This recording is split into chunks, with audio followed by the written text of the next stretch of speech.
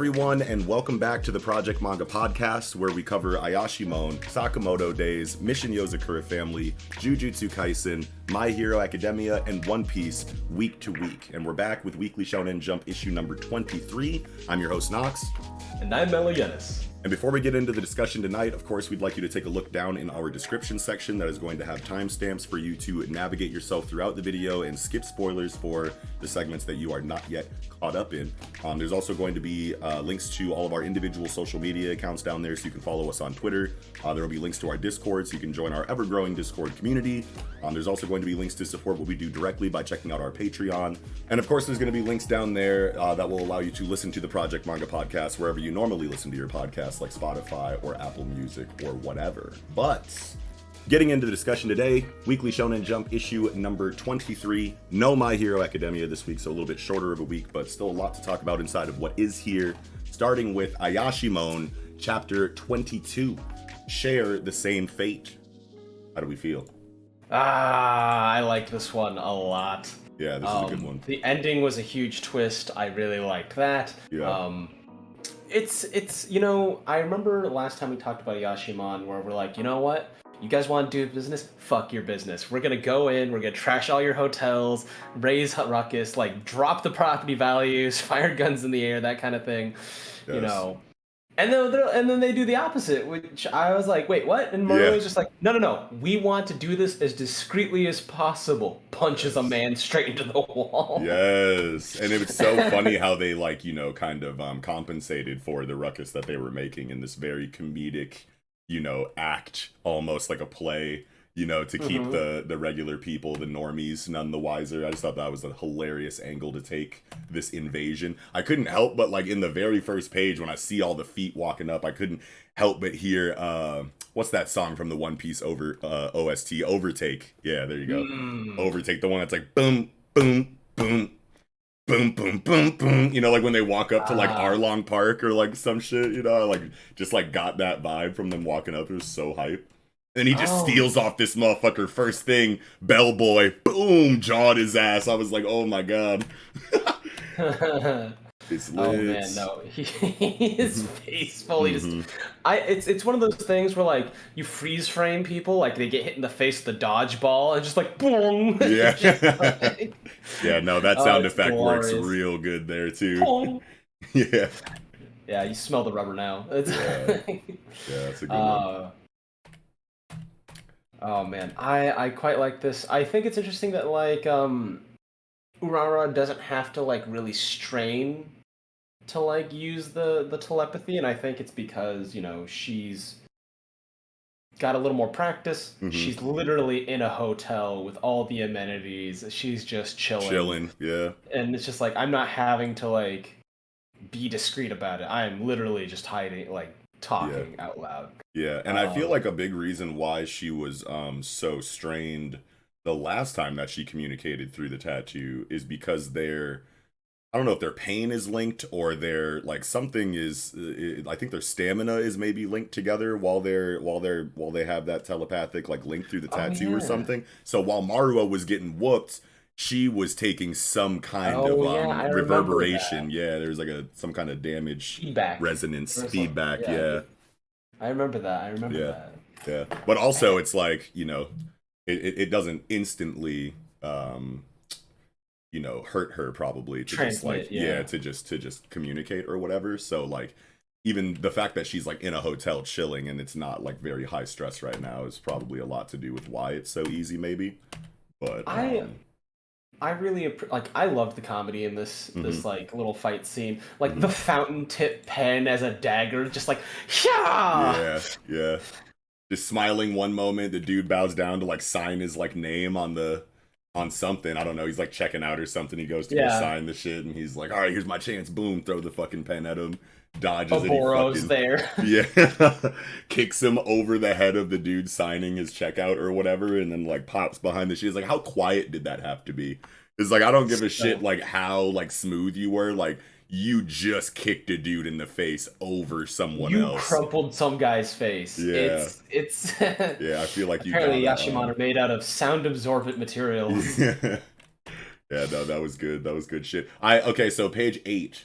The bottom of page 8. I had a hard time like really like knowing like what was, is this like another Tanuki ball Oh, that's a sack? testicle. That's That's a okay. testicle. Okay, That's these are 100% a Tanuki. testicle. These are Tanuki balls. Okay, I 'cause see that fuzzy little ridge. yeah, I see that too, but it was like so weird for me because it seemed like it was like coming out of like a mouth or something. Like it looked like his mouth was like opening up to do something or whatever, but no, it's just coming from the pants and then the flap is going up over the head. Mm-hmm. Yeah, I see it now. Okay. Yeah, He's just absolutely. like, get down, Mr. President, but it's just hiding people fighting. Yeah, testicle shield. And that's so funny because it's like, how are these like regular people not like thrown off by that? It's like, is this thing invisible to them? Or like, I'm pretty sure like even if you're trying to be, you know, smooth and discreet or whatever, like a giant, you know, ball sack kind of just like being erected as a projector screen in front of you. I don't know. You'd think so. I feel like there'd be a reaction to that. You know what? I've worked in food service for so long. I have snuck up on people like hardcore, sure. and I'm not even magical. Like I'm just a dude. I'm like, hey, I can grab the. Where'd you come from? Yeah. Okay. So they're just like totally not paying attention to the degree of not noticing a giant ball sack sheet, which is fine. Whatever. It's comedy. I've watched a customer walk into a tray, like, you know, like the tray jack with like the giant tray of food. They walk straight into that and they're like, oh, it must have blended in with the carpet. And I'm like, sir, I think you might just be stupid. Holy shit. Okay, just admit you're dumb. Yeah, a lot of these are like, okay. Because like I see them fighting behind the you know, the pile of suitcases. It's like, okay, nobody can really see that, and the dude who's wheeling the suitcase is obviously trying to keep it in front of onlookers. You know what I mean? And that's fine. It just and then escalates. you have the dude above that even who's just like ground and pounding this dude behind the desk or whatever, and it's like all that is like good. You got the one dude that's choking the dude out in the headlock behind the pillar. All of that is fine, but then the ball sack. Well, first, the Draken dude kicking this dude over the guy signing his checkout sheet. That was like, okay, holy shit, how did you not notice that? Then the ball sack sheet, and it's like, okay. And now you turn the page into this splash page of Maruo just fucking jawing this dude. And the dude has his eyes closed, like sipping his tea. It's like you just punched him through his newspaper. You definitely broke the glass that was sitting on his table, and it's just no reaction. But then they finally decide that Maruo punching a dude into a wall is cause for, okay, no, we gotta cover that. We gotta cover that one up. You know what I mean? And it's like, nah, people die. Like, come on, bro. Immediate pivot to the happy birthday. I looked up this Daigo Nanaka. I have no idea who he is. If he's like a real person or not, like nothing really popped up. I got like a Daigo Naito, who was like, you know, famous and like debuted in like the early 2000s. But I think this series is a little earlier than that because of like the Shonen Jump timeline, right? Because they did like Fist of the North Star, and I still think that was like the early 90s. Yeah. So, or maybe even like the 80s. I feel like Fist of the North Star earlier predates a lot of shit. But and we could easily just like look that up right now or whatever. But I'm pretty sure that Ayashimon is like set in like the late 80s or the early 90s. I feel like we've gotten like a couple of different hints that this is you know, a couple decades ago. So man, I still want Maruo's shirt really badly. Yeah, dude, I actually like I was noticing in this chapter I had completely forgotten that there were axes all over his shirt. And like is that some kind of like, I don't know, is that a wink from Kaku Yuji on some like, you're not axing my series? Like he's wearing the axe on his sleeve because he's not afraid of the axe. We're not afraid of the axe over here. Ayashimon is here to stay. Type shit. I was thinking of like, because like I feel like axes are interesting weapons that aren't like swords, right? Like so if you have like an axe, there's like the classic idea of like the woodsman, right? You know, someone gets lost in the woods, they're being chased by the big bad wolf, and they find the woodsman. The woodsman goes off and hacks him up and like does the dirt. Yeah. And so I feel like that might be kind of the nod of the axes. Plus, like I for some reason I remember the story. It's just like tickling my brain. So I don't know if it's like I know the complete story or not, but I remember something about like this kind of like young baby wielding an axe, and it had like the little red apron thing, the little like red baby apron that like you see like the little bald children, they have a little tuft of hair in the front, a little Yeah. tip here and there. And I remember just a fat baby wielding an axe, and that's all I remember. And I'm just like, why is that image just in there? Yeah, what a visual. I don't know if I've ever seen that anywhere. Yeah, so maybe if anyone resonates with that and I'm Yeah. not crazy, just let us know in the comments. Yeah, if anyone remembers the axe wielding baby in the apron, let us Please. know. Let us know. Please. I loved page 10 because Uraura's like, hey, the weak point for Kitsune and Tanukis is their tails. Great, we got a weakness. That's very good. You know, give him a firm boot to the butt for me. And it's like, okay, I'm gonna remember that. You know what I mean? And then now they're talking about the situation with Ten, and Ten's like, how can you be so calm about this? She's like, well, I'm not, you know, Not really calm. yeah, like I just have faith in Maruo, you know what I mean? Like it's a matter of stealing your reserves. It may not look like it, but I'm a Yakuza too. I made my decision and chose who I chose. All that's left is to see how it pans out. Maruo in particular, he and I will share the same fate. So like, I don't know if that's something that has been like actually explained as like fate weaving, you know, in the system or in the lore or the world building or whatever yet. So right now it's just like I'm kind of just seeing it as like their relationship strengthening and deepening, you know, on this page in regard to like, hey, we're all in this together. Me and Maruo are linked telepathically with this tattoo. I've kind of like chosen him as my champion directly, like my right hand. Whatever happens to him happens to me, and vice versa, which is just really cool dialogue to get inside of their like relationship. You know what I mean? I really dig it. I feel like her mentality is something like that's the most appealing. Yeah. Because it's just like it is a very gangster outlook on life, and the fact that she's just like, yeah, no, it's done, right? I have committed. The axe is already in motion. Yeah. I just need to know if it decapitates my opponent or we're fucked. I don't know, man. Like there's it's you know, we have already committed to going to war. Like this is like I've pressed the button. Ooh, and maybe the Sakazuki cup or whatever, the sake cup that they like shared. Or wait, I think it was they actually didn't do the cup. I think they did blood, right? I think they like cut. I think they cut each other and then like drank each other's blood or whatever. So maybe that's the link that you know, in the lore that ties their fates together and weaves it in a way to where, you know, she can make a statement like that. You know, like he and I will share the same fate. I'm trying to remember, like they recruited Ten. Did Ten ever do any like Sakazuki Cup or whatever? I don't even know if that's like the actual name of it. I'm just like saying something that sounds familiar. But the sake cup, like did they talk about that with Ten? I think he may have taken the cup just because he's like, hey man, I'm like you help me out. I'm gonna follow you guys forever, that kind of thing. Or he hasn't. I don't know for sure. I'd have to reread, to be honest. Yeah, I think I like the mentality because she's like, yeah, no, if he fails, then I'm done. Like, that's all there is to it. Like, I put all my eggs in this basket, so we're just gonna ride it out. Hope I was right. And it's hell in a handbasket, man. Like, he's going nuts on these people. The thing is, on that same page, the general manager is just like, hey, you know, I want to research his identity. So, skipping a little further forward to the ritual duel one-on-one. Yeah. Where they have the back silhouette of Doppo Akari. Yeah. You think I can't imagine that's him. Yeah, like, I was gonna say. Maybe it is him. Like, that would be a hell of a twist if it really is him. Right. But then, that would cause such a, like, if he's like, oh yeah, Doppo Akari's like, yeah, no, you can't hit me. And then he just takes a hit. Yeah. Gets destroyed. And they're like, oh, shit, Doppo Akari's dead? Another power vacuum, mad scramble for power. Everyone's freaking out. Like, I could see that being a direction of the series, but that would be almost too wild for me. Like, yeah, I want to say that if this is really Doppo, then this shit is getting axed for sure. Yeah, if it's Doppo, it's getting axed real quickly. Yeah. But then, Tanuki, Kitsune, they're all Transformers and stuff. So like, I imagine it's that. And then, like, when he starts losing, it's like, oh, you're not Doppo, get out of here.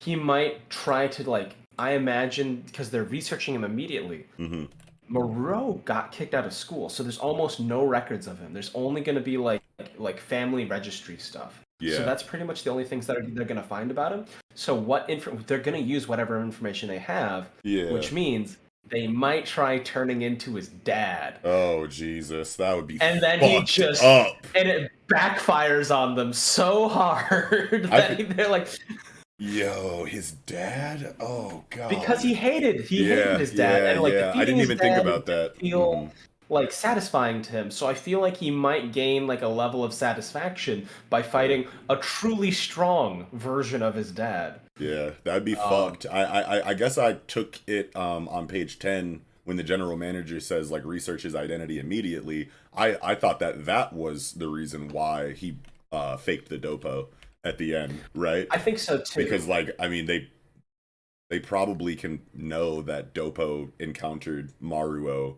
and like whooped him. You know what I mean? Like that's probably not hard information for information gathering, you know, specialists. Like an information gathering organization to find, you know, in the underworld. I feel like that kind of information spreads quickly, if not to the rest of the world, but definitely inside of the underworld. So that could be a reason why Dopo showed up here. The dad situation I hadn't even considered. If they really pull some shit like that, that would be fucked up. It would go back to what Katone was saying to you know, to Urara. Yeah, about his personality. It's like, hey, he puts on this front or whatever, but he's known for like some dastardly underhanded shit. Like this dude can get like really ruthless. So it could tie back into that quote from Katone if he really did try to go the super shiesty, like fake the dad route.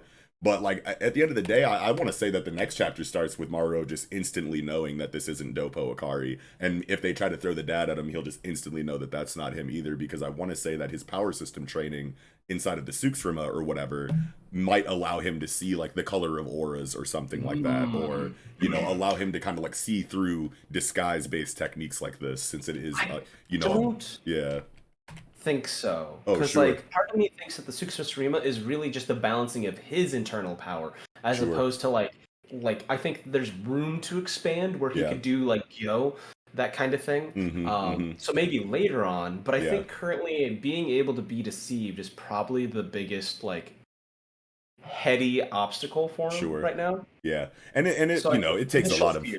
it takes a lot of assumptions for, you know, for me to or it's just speculation. Obviously there's really nothing tying what I said back to anything that we've seen in the story so far, but I just like am picturing a situation where, I don't know, we get new information in the next chapter that covers time off camera from his training, where he you know, could have had a conversation with the old man who trained him about like, but it seemed like pretty cut and dry that the dude was like, you do these things, your shit's balanced, and then once you accomplish that, you're good, you're on your own, go do whatever. So like, I don't know if there's really too much room for off-screen conversations that he could have had with this like weirdly enigmatic and mysterious Yoda type, you know, riddle speaker inside of his teacher. But I don't know, man. I feel like that's like totally like something that makes sense inside of the power system that Maruo has specifically been training inside of so far. Like I could totally see that being an aspect of the power that he specifically wields, to be able to see, you know, who someone truly is, you know what I mean, or something like that. So I think that would be a really cool and hype piece of information to get in the next chapter, while we're so worried about either this actually being Dopo or this being an illusion that is meant to break the spirit of Maruo, for him to just be like, nah, I could totally tell that this is bullshit. Like, or maybe he's communicating telepathically with Urara, and he's like, holy shit, Dopo just showed up, and maybe Urara, you know, knows that that's not possible somehow, and communicates that to him telepathically, and is like, hey man, they're shapeshifters, don't get it twisted, that's probably not Dopo. Go try to throw a punch at him and see if the same thing happens last time you fought him, you know, type shit, or something like that. I wonder if his initial fear of Dopo will mess up the balance of his Suksma Surima. Okay. So like, because it's about like internal balance and ki and like mental clarity as well. So like, if he's rattled, then it might make it difficult, and he'll struggle initially, and then maybe with like a little pep talk from Rara, it's like, hey man, like this isn't real. Try kicking him in the ass, like literally trying to kick him in the ass. Like kicks him so hard, you know, a tail pops out, and he's like, "Oh, you're just a fucking tanuki." Right. Okay, let's get it going. Cracks Knuckles, destroys him before he does the finishing blow. They'll be like, "Hey, if you do this, we'll kill your pops." And he's like, Oh yeah, puppet it as the finishing blow, and then jumps to destroy the person looking like he's dead. Like they'll Yes. try to do a hostage situation. It'll backfire horribly. Like I can see that happening. I like what Um, you were saying at the beginning of your thought about how like his Suksma Surima, what is it? I don't know. Honestly, You it's said Suksuma it. Surima. Yeah. I You said said it's Suksuma Surima, yeah. and So you were I'm saying probably that. butchering it. Yeah, you were saying that Dopo, him seeing Dopo might throw off his balance, which makes a lot of sense because he just came out of this training, and we know he's a lot stronger than he was before he went into the training, or at least we can assume so. He hasn't really fought anyone directly yet of note since he came out of the training. He really just like fought that wall of fire and saved those kids or whatever. But Yeah, like we know he's better now. You know what I he can mean? punch fire. It's Right. fine. Yeah. So we know he's better now in that way. So if this really isn't Dopo and he were to just know that right away, then this would be a pretty low diff fight and there wouldn't really be too many stakes involved, I want to say. And you never know what Yuji Kaku could do, but just based on the information that we have right now, if this is, a Tanuki or a Kitsune in disguise and Maruo sees through that, then it's like, where's the tension going to come from in this fight? Because this dude obviously isn't stronger than Dopo, no matter who he is, if this is an illusion, right? And we know that Maruo hasn't really had that much of a issue fighting anyone up until Dopo, Yeah. besides Katone, obviously. Could this dude be as strong or stronger than Katone? Maybe, you know what I mean? But I think that the imbalance of his internal situation after seeing, the Dopo Yeah. illusion, nerfing him for this fight would actually be good for tension and kind of raise the stakes I a little think bit so. inside of what's going on, because you can't just have full power Maruo who can see through all of the disguises and then just fucking one shot everyone and then go save everyone and leave. I feel like that would be a little bit too anticlimactic. You want to have a little bit more tension than that, a little bit more Yeah. uncertainty than that. So I wonder if the illusion is like hypnosis, and so he might like, if I can trick the mind, the body will follow. So he like hypnotize, like uses hypnosis illusions and stuff to like convince him that his body is freezing. And so like he is like, oh my god, I'm experiencing frostbite. Like yeah, my body thinks it's experiencing frostbite. Nothing is actually happening to him, but at the same time, his own body is suffering damage because of psychosomatic yes, responses. right. So I wonder if that's going to be like that, or if they're going to be like, shapeshifter magic, trickster. It's like cruel cloning, and it's just like near perfect imitation, 98% copy, that kind of thing. Yeah, if it really is, something like that does give, if it is like an illusion that attacks the senses directly and not just visual illusions, you know what I mean? But you're actually hearing, feeling, and all of those other things that go into that psychosomatic interpretation of like what's going on, to where you're actually like, oh my god, I really am fighting Dopo because my brain has been tricked to think so. So like I am freezing. Like if that was a situation, I feel like that would be like all that we would really need for the tension in this fight. You know what I mean? Like even if he doesn't, even if he does eventually like kind of like realize that it is an illusion, is that even going to be enough? You know what I mean? Like do you have to like beat the person casting the illusion in order for you to stop feeling those phantom psychosomatic effects? You know what I mean? I think that would be a really cool thing to explore in Ayashimon too. Yeah, because we've had the theme of like the Ayashimon being like mind and body are tied to each other. So like Maruo is mostly body, so being attacked via his mind, I think, is a good way to poke at his weakness.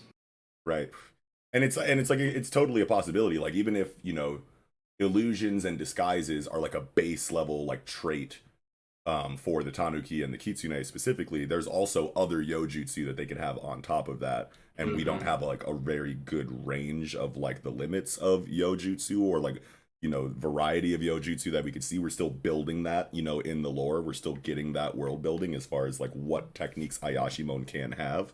So that kind of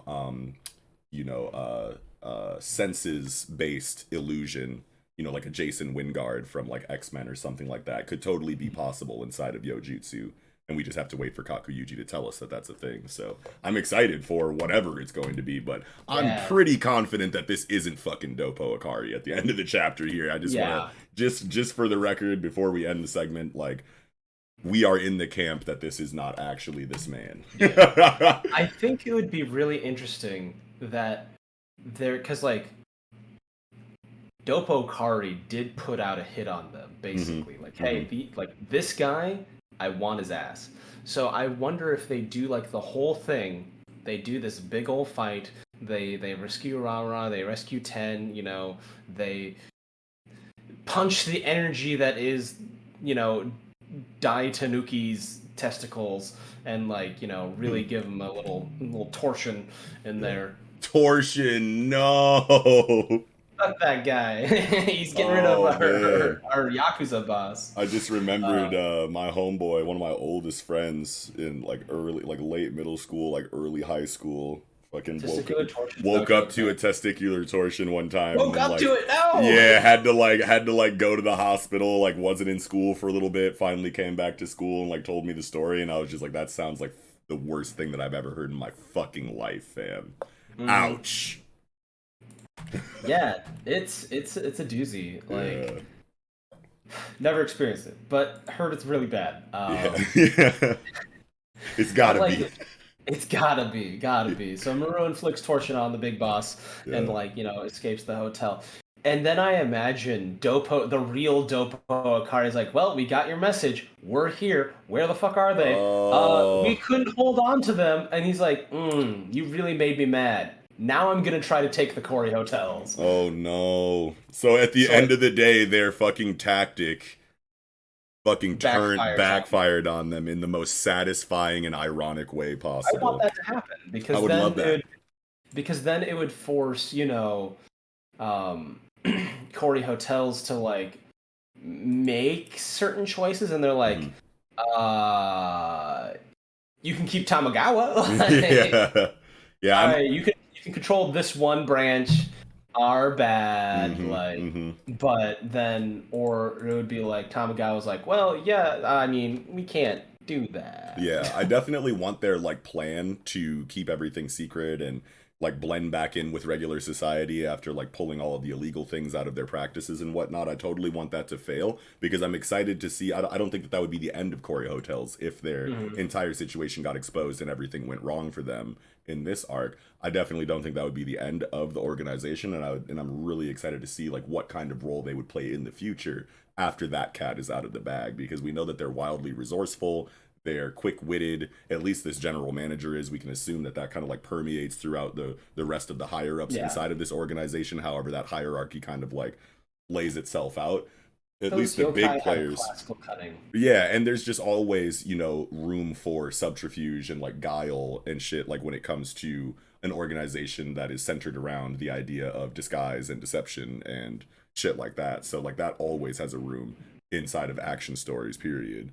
You know what I mean? Or political thrillers or whatever. Like, you know, this is kind of feeling like at the end of the day, like that's just a cool concept to have in a story like this. And I would hate if they lose here and then they're just not a thing anymore. So I'm excited to see how like things evolve after, you know, paradigm shifts in the narrative. So if they do go down here and they are taken off the board, I'm sure that they will come back up at a later point and do something, you know, just as interesting but wildly different.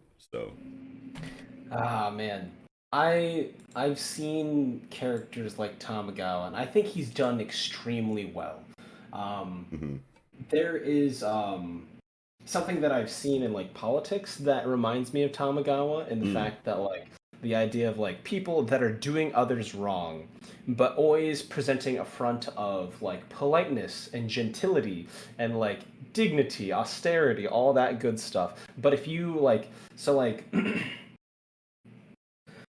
so whatever hot topic thing about things, they'll be like, hey, we're polite, we're doing this, and it's like, oh, hey, you know, we are doing something that is probably shouldn't be legal and is, you know, through law and like while maintaining like the idea of dignity and stuff. And then people get mad at them. They're like, no, you're getting mad. That, you know, they'll say your anger will diminish the meaning behind you like disagreeing with us. Why can't you be polite while disagreeing with us? It's like, no, that's not how that works. Right. You're being awful and like you're being socially atrocious and politically like dehumanizing. Mm-hmm. I have every reason to be angry at you, and like, but people are like, oh, you're just mad, and they'll use that to dismiss you. Right. Like he To talks about gaslight you. Maruo.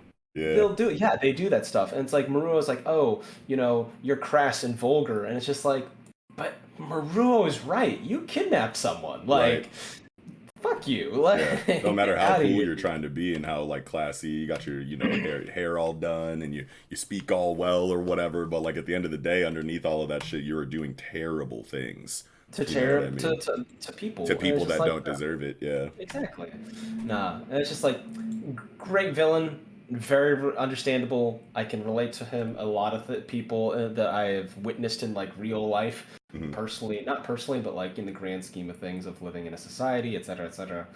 But like, oh, they want a sleaze bag. I want him to suffer so much. Yeah, and this like shit eating grin that he like has on like, or this like sinister like look back grin that he has on fucking like page 14. It's just like, I just want you to get punched in the mouth, like you Oh, said. he has such a punchable face. Yeah, and it's like, The most punchable face. can't wait till we get it. But other than that, I think that's about it for me. Yeah, I think I'm good on Ayashimon too. Great chapter. Can't wait for the next one. All right, moving into Sakamoto Days, chapter 69. Nice. Kaji. Right? That's Yep. yeah. Kaji, how do we feel, man? I like Kaji. He's pretty funny. Oh, yeah. His personality, because he has like he's very nervous. Yeah. He's very he's got insanely good hearing, Yep. and he's got a bit of a speech impediment. And so I feel like the combination of like the speech impediment probably didn't help like his like nervousness and shyness, Mhm. and like because like kids are mean. Kids are Right. mean as fuck. So I feel like his speech impediment probably had people make fun of him, and with his insanely good hearing, he heard every Everyone. amount of like shit talk, every snicker, every suppressed laughter, Yeah. and pride didn't help his whole like speech impediment and nervousness. So I feel Yeah. like that's kind of the core of his character. Yeah, because I think he just like misspeaks when he's like super anxious or whatever, right? And that probably doesn't help. Yeah. Yeah. So then like yeah, so he's naturally just like shy and nervous, and that's a really good point that you make. That like probably while he's growing up, that nervousness and shyness causes people to make fun of him. They don't want to make fun of him to his face, so they kind of like do it under their breath in all of the like really shitty, sneaky ways that kids make fun of you or whatever. And then he picks up on that. Dude, I love that. I like that a lot because then it's just like a cyclical, like anxiety train. Yeah. He's a grown kid, I mean, he's a young man at this point. He still has like all those like issues, and I'm like, yep, he probably had a rough childhood. Right. And then Shin being able to read minds probably like hella triggered, even more like to be self-conscious and anxious about and insecure about. It's like, oh God, you can read my thoughts now. So now all of this overthinking that I'm doing about how I'm behaving in front of people doesn't even matter, because at least for Shin, because he can just straight up read my thoughts. That's like as embarrassing as it gets. So yeah, that's Even mention it on page 8. He's like, for real, I feel so embarrassed. He's like, forget that for now. We're fighting for our lives. Yeah, I like that. Oh, and man. I like how inside of the fight though, like we were pretty accurate on how like the fight would like kind of go inside of Kaji's hearing, being able to pick up the the sounds of the VR equipment kind of like activating and like sending the signals to the Shania body or whatever. So we knew that Shin, now that we know that Shin can't read the mind of Shania because his mind is essentially turned off while Gaku is driving. He's asleep. Yeah, but Kaji can hear the electronics, and then Shin can read Kaji's mind. So we were good there. You know what I mean? I don't know if that's that crazy of a call or prediction, but it tracks, because like page 13, they reference the same fight we mentioned last time. Like, hey, we've seen this precedent before. So like, they've led all the groundwork. They had all the clues, and we pieced it together, and it's like, cool. I followed the story that the author wanted to tell, and I feel pretty good about that. Yeah. It's cool though that they flash back to that fight specifically while Shin is like, oh man, Sakamoto was a way better, way better on the uptake, or on the pickup in Observation, between. yeah. Yeah, like he was better with the communication to like let me know what was going on in that moment. But Sakamoto's not here now, and Shin has been having this, internal struggle with himself on how to become more independent without the help of Sakamoto. And I love Mhm. how, he gets to a point here where he's like, fuck it, I'm gonna just turn these limiters off for my ability so I could just see into the future now, which obviously has to have some kind of huge detriment, either stamina related or mentally, probably mind related detriment in his psychology to some degree, or maybe even just physically taxing on his brain, and he'll start like, Yeah. Jean Grey nosebleeds, or like Hmm. 13 from like Stranger Things or whatever, Millie Bobby's character. I can't remember who she is in Stranger Things 11. now. 11. Ha! 13. Holy shit, where'd I get that? Probably My Hero Academia. Hmm. Anyway, yeah, you get like the cerebral, hemorrhage, from overusing psionic abilities in other areas of fiction, so it could be a detriment like that. But I completely didn't even know that he could do this. Is this a thing that we've known that he could do, or is this brand new? Um, I Mm. don't know if he's Hmm. been able to do that before. Because I I remember that remember. we got the flashback of him, like, getting experimented on inside of that program when he was younger, and that's what gave him, like, the clairvoyance ability in the first place to kind of, like, read minds and whatnot. But yeah, I mean, like, clairvoyance is definitely just, like, divination and future sight, you know what I mean? So, like, this whole Yeah. time, he's just been, like, a telepath calling himself a clairvoyant, and I'm like, what's up with that? But now we see that he actually can see into the future, so that's really fucking cool, because it kind of, like, Yeah. ties that knot, yeah.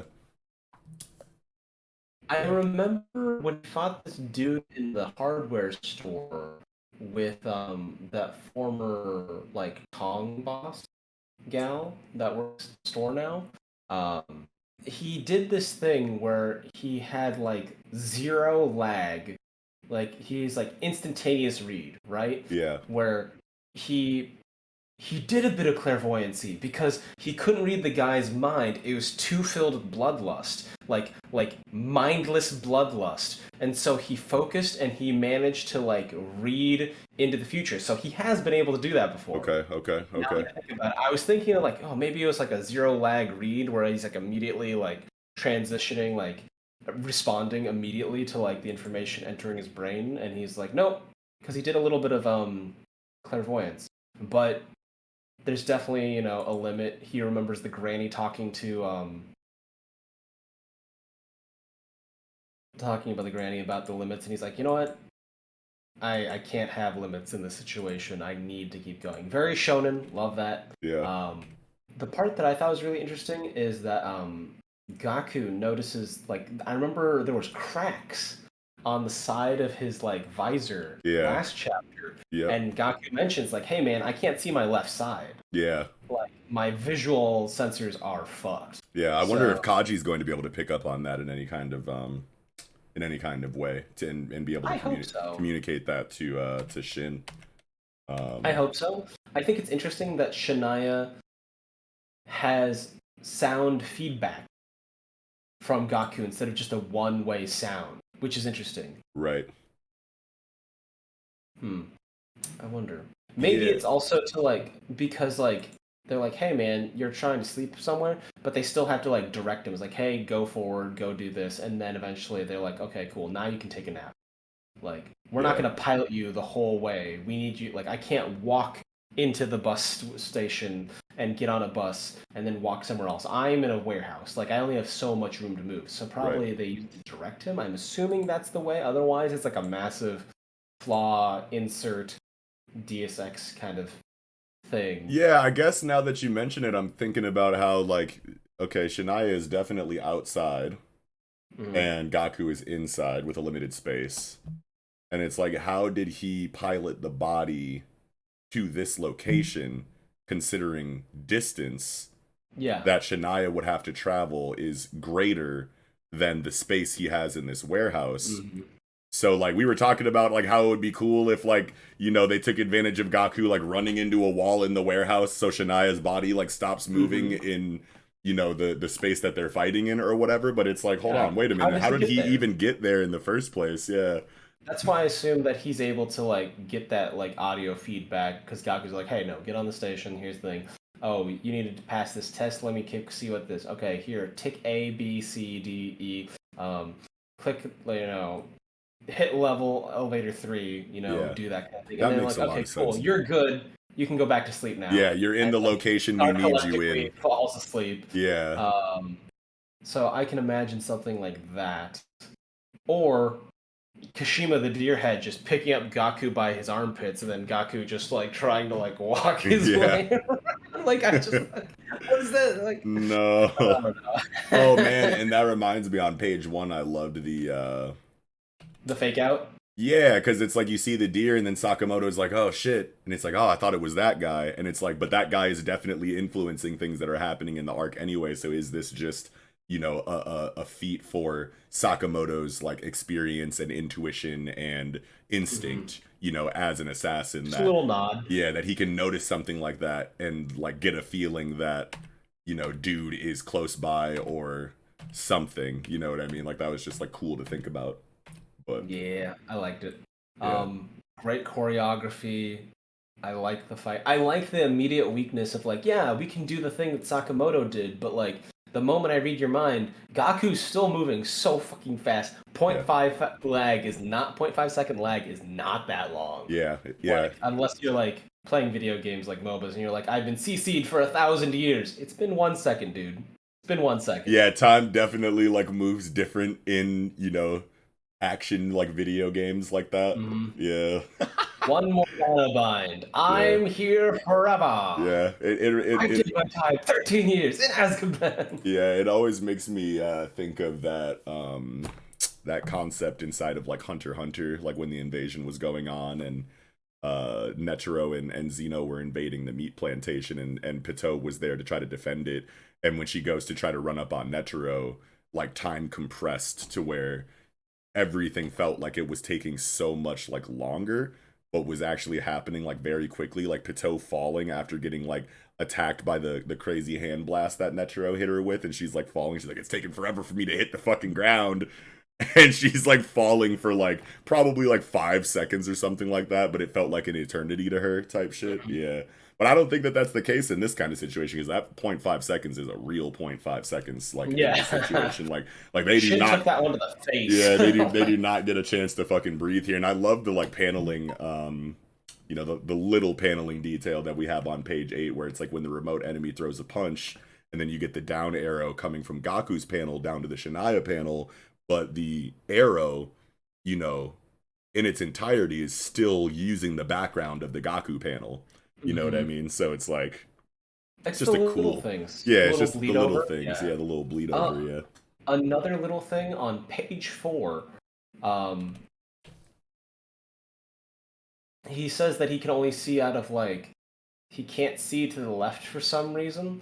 But then, like on the like 3rd page, he's like, Kashima can't see to the left for some reason. Go to page 4. Shania's eye, his left eye, is visible, which Gaku can't see out of, but his right eye is invisible, which Gaku can see out of. And I like that little bit of visual storytelling. Yeah, that is really fucking cool. So what does that mean then? Nah, because Shania can't be. He's can't that guy that sleeps with his eyes open. Yeah, because I'm pretty sure that we've seen him with his eyes open like already, haven't they? Like yeah, it's like his eyes have been open this whole time despite not being present. Yeah, he's just unconscious with his eyes open. He's got really dry eyeballs.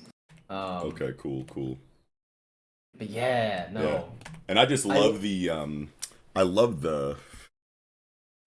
don't really know how to put this yet, but like there's something that's just so cool about a villain organization or an antagonistic force that's giving the protagonist hell. Like these people are literally fighting for their lives, and Gaku and the deer-headed guy are just chilling in this warehouse, like talking to each other like they're actually playing video games. He's like, hey Kashima, I can't see the left for some reason, and then you get the Kashima dialogue bubble like, don't break the game, bro, like, and he's got like the angry vein. Yeah, he's like, hey man, like chill, and they're just like totally like palling, like they just feel like pals, you know what I mean? They don't feel like, a detestable villain organization that only has edgy, dark, and shitty dialogue. You know what I mean? Or not I shitty think those dialogue, but guys are just like, boring. yeah, yeah, It's and like, there's definitely room for that. Like, you know what I mean? Like, there's nothing like inherently wrong with that, but it's always yeah. just nice to get like a friendlier, vibe inside of the antagonistic organization, similar to like a Phantom Troop or Yeah. something like that. So whenever I I feel think that vibe, I'm just like, fuck yeah, I think you get a lot more mileage out of it. And then it's yeah, like, you don't have like those classic 90s Power Rangers type villains who are like, I'm spooky and evil and condescending. And then you have like, classic like Demon Slayer flashback. I just wanted to be loved. Having a character that is like actually relatable or goofy and has like friends and stuff, and then having a flashback like, I just wanted, my friend to be like, me and my friend to take on the world together. yeah, That is more heartening and less like forced empathy than like, I was a Dracula and I just wanted, Pootie Tang from my one true love. And it's just like, come on, dude, like, yeah, stop. yeah, yeah, You for sure. committed genocide for that Pootie Tang? How dare you? Right. Yeah, like genocide, bro. Like, okay, Bro, okay, Thanos. You know what I mean? Like you straight could. Death's just not into you. Oh God, Thanos reminded me of that Say Anything song. I want death, death for my birthday. I want death, death Oh for the worst man. way. She want death, but she's got a boyfriend. Dun, dun, dun, dun, I dun, could dun, totally dun. see that being like a fucking funny scene in like a Deadpool comic, like because Deadpool and Thanos like have like beef over Oh, like Death's please. affection. So if we got like an inside like off-screen peek at like Thanos like just chilling listening to music or something like that, and like that's the song he's Thanos, listening to, that'd be so Thanos on the funny. farm. Yeah. Your AirPods. But Oh yeah, man. getting back to the chapter though, but yeah, man, I don't know. I just like antagonistic situations where it's like I feel like in certain scenes, like yes, they're evil, they're terrible, they're doing horrible things, they're killing people, willy nilly and genocide and all like the terrible things that villains do. But then you kind of almost forget about that in moments Yeah. where they are palling around like this, like Gaku, don't break the damn controller, bro. It's like, hey man, I'm experiencing lag, help me out. It's like, let me see what I can do over here at my You didn't control pay for this station. console, bro. Yeah, Fuck yeah. There's off. there's just something about that is just like, man, like I forget that they are as shitty of people as they are sometimes, and I go like, damn, these kind of feel like protagonists almost, and like that's just a cool Mhm. situation because when it feels like that, and it's just like these are all just like the same kind of people with different motivations, and we're Mhm. following, the protagonist the way that we are, and the protagonists are obviously way different because they have a no killing rule now, and they've kind of like evolved past the regular assassin philosophy, you know what I mean? So they're not Mhm. out here like committing atrocities or anything like that. But I mean, Sakamoto got hella bodies still. At the end of the day, he's killed tons of Mhm. people, you know what I mean? Like Shin, I can't remember if he's ever actually killed someone, but he was a whole assassin before He's meeting definitely Sakamoto. killed people. Maybe his first hit like was supposed to be Sakamoto or something, I don't know. But either way, the job in this story is assassination, you know what I mean? So it can very easily, like that moral line is so blurred and so gray that like Mhm. these people interacting, it's like, man, under different circumstances, like y'all could have been cool. Like, and I really feel that, and Yeah. it's just like we just have certain goals that we're trying to accomplish over here on our side that just so happen to be the exact opposite of what you guys on your side want us to be doing. So we have to clash, but there's no like personal, feeling like gripe or anything like that because Gaku doesn't even know who Yeah. these people are really. You know what Yeah. I mean? So it's just like another I day, another like Tuesday for him. I Yeah. like that the organization doesn't have like, I don't know, committing war crimes is my whole personality. Oh Yeah. boy, here I go killing again. Right. But like, it's just like, no, I'm really good at it. We kill, we're assassins, this is what we do, A lot of them believe like it's like Deadly Classroom. You are trying to kill for a better world. Those who deserve to die are untouchable, and this is Yeah. why we train you. And like Slur could probably, take that line of reasoning and like really gain a lot of traction with it, Yeah. especially within the assassin community, because they're like, well, morally, we're not really that uptight about killing. Let's, Right. you know.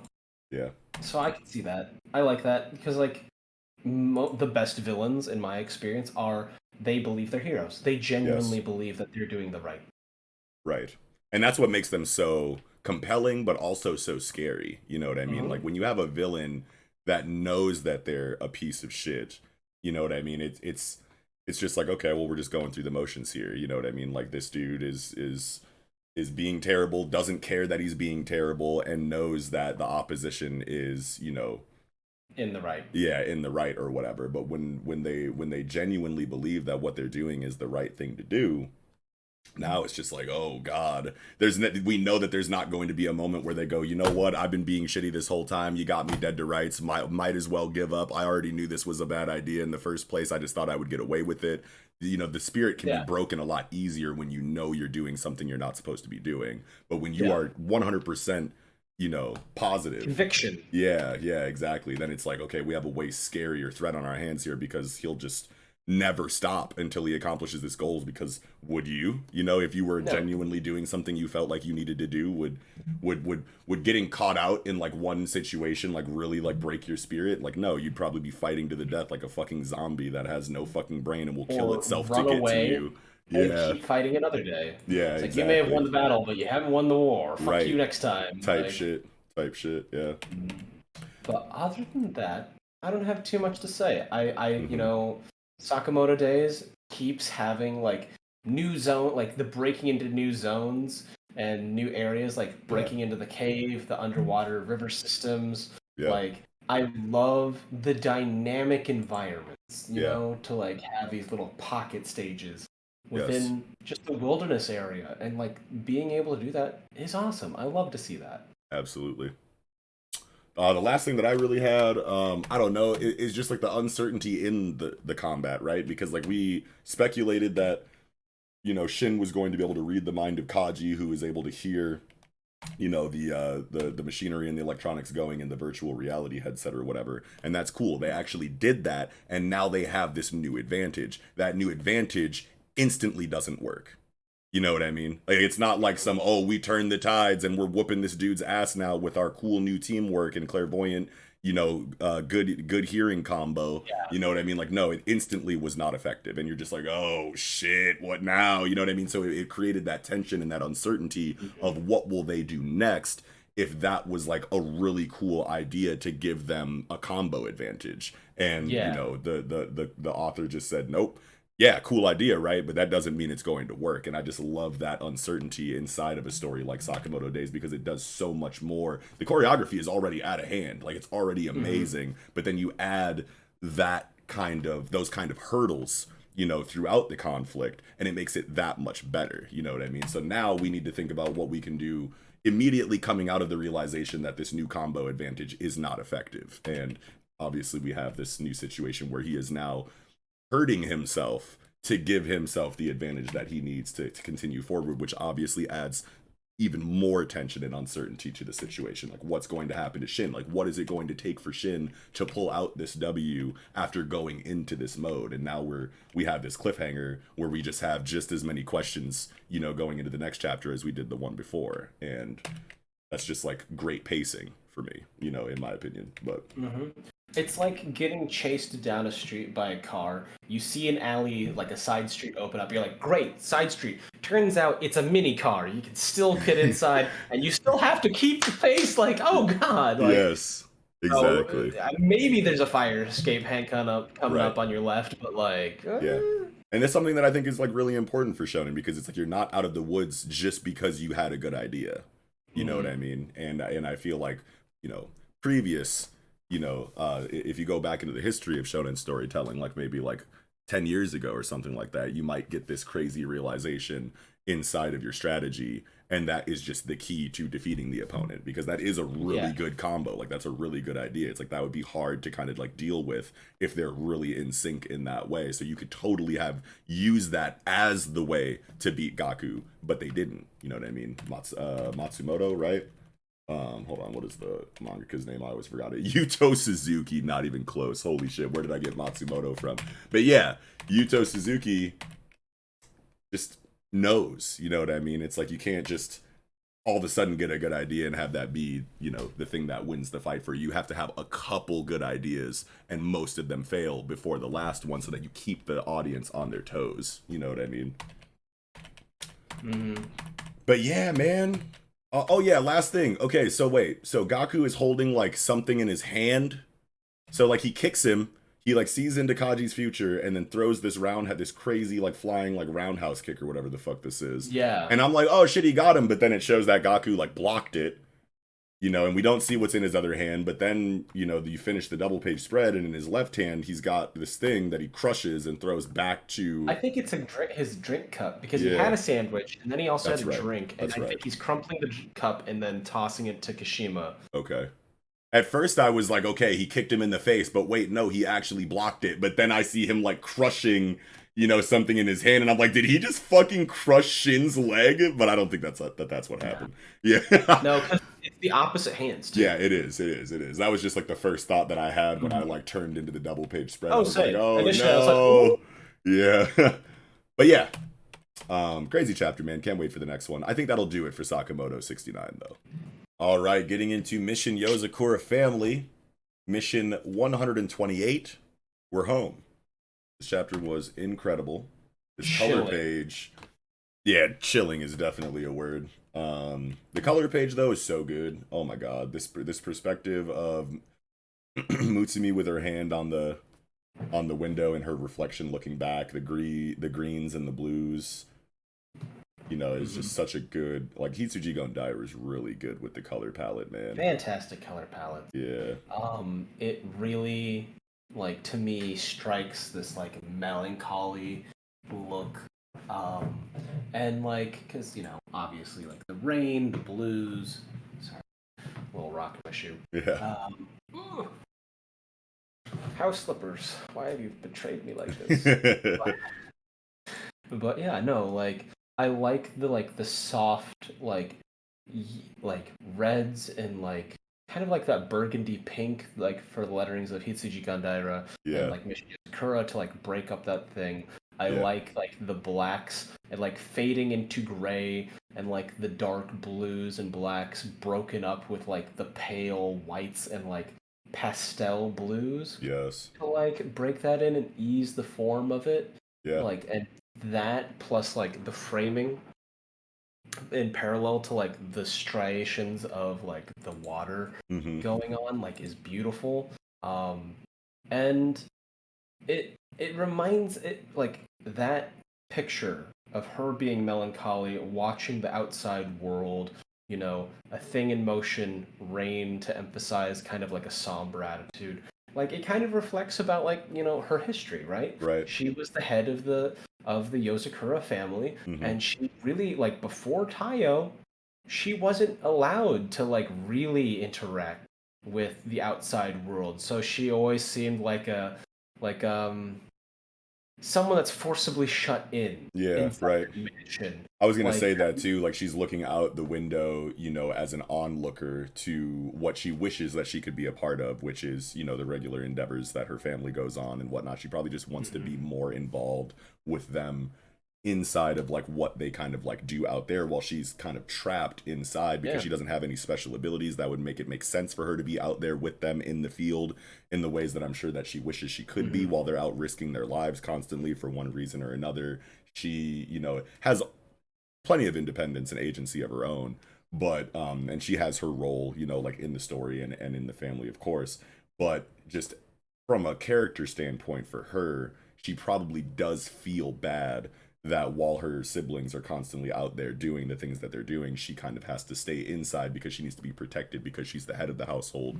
She's the one that kind of like has the somanine, like the generational somanine trait or whatever, you know what I mean, that the heads of the family have. So she does need to be kind of not babied, but definitely protected more so than anyone else in the family. Everyone else, is obviously more expendable than she is, even though nobody is really expendable. We don't want to lose anybody. We don't and even for us, like, we don't want to lose nobody, but like Mutsumi is like the one, you know what I mean, for the family and just the concept of the concept of the Yozakura family in general. So it's like this is a great representation of, how she feels probably day to day. You know what I mean? Yeah. It reminds me of that lesson in Elusive Samurai where practicality and like sound reasoning and logic can also become the cage which within you live. So like, yes, the mansion is a fortress, but a fortress can also still feel like a prison. Right. But I love how like 3D like everything feels so like it pops out more. Like it almost comes off the page a lot more. Obviously there's colors involved and there's a lot more time and detail put into this drawing than most of the other drawings inside of the the interiors or whatever, but it's just like the range of Hitsuji Gondaira from interior manga art to color page is just like so drastic. I want to say more so than most other color pages that we get in the magazine right now. Ah, man. But let's get into this chapter. Yeah, getting into the chapter, this shit is crazy. We're finally getting like the true motivations and philosophy of Momo Yozakura and why he's been, this wildly enigmatic and mysterious figure in the background for so long. We're tying up these these questions that we had related to his character, and now that we've gotten this chapter, all of his actions throughout the series just make perfect sense. So it feels really good to finally get that information, despite how sinister and disturbing his his motivations and his actions have kind of been. Yeah. This is what we were talking about in just in the last chapter. Not last chapter, but like the last segment, where a character believes that they are doing the greatest good that they could possibly do, and therefore will not hesitate to do all sorts of atrocities. He has this line on page 14: complete strangers who are sacrificed are soon forgotten. Time will resolve your confusion and anger toward me too. Now smile, Mitsumi.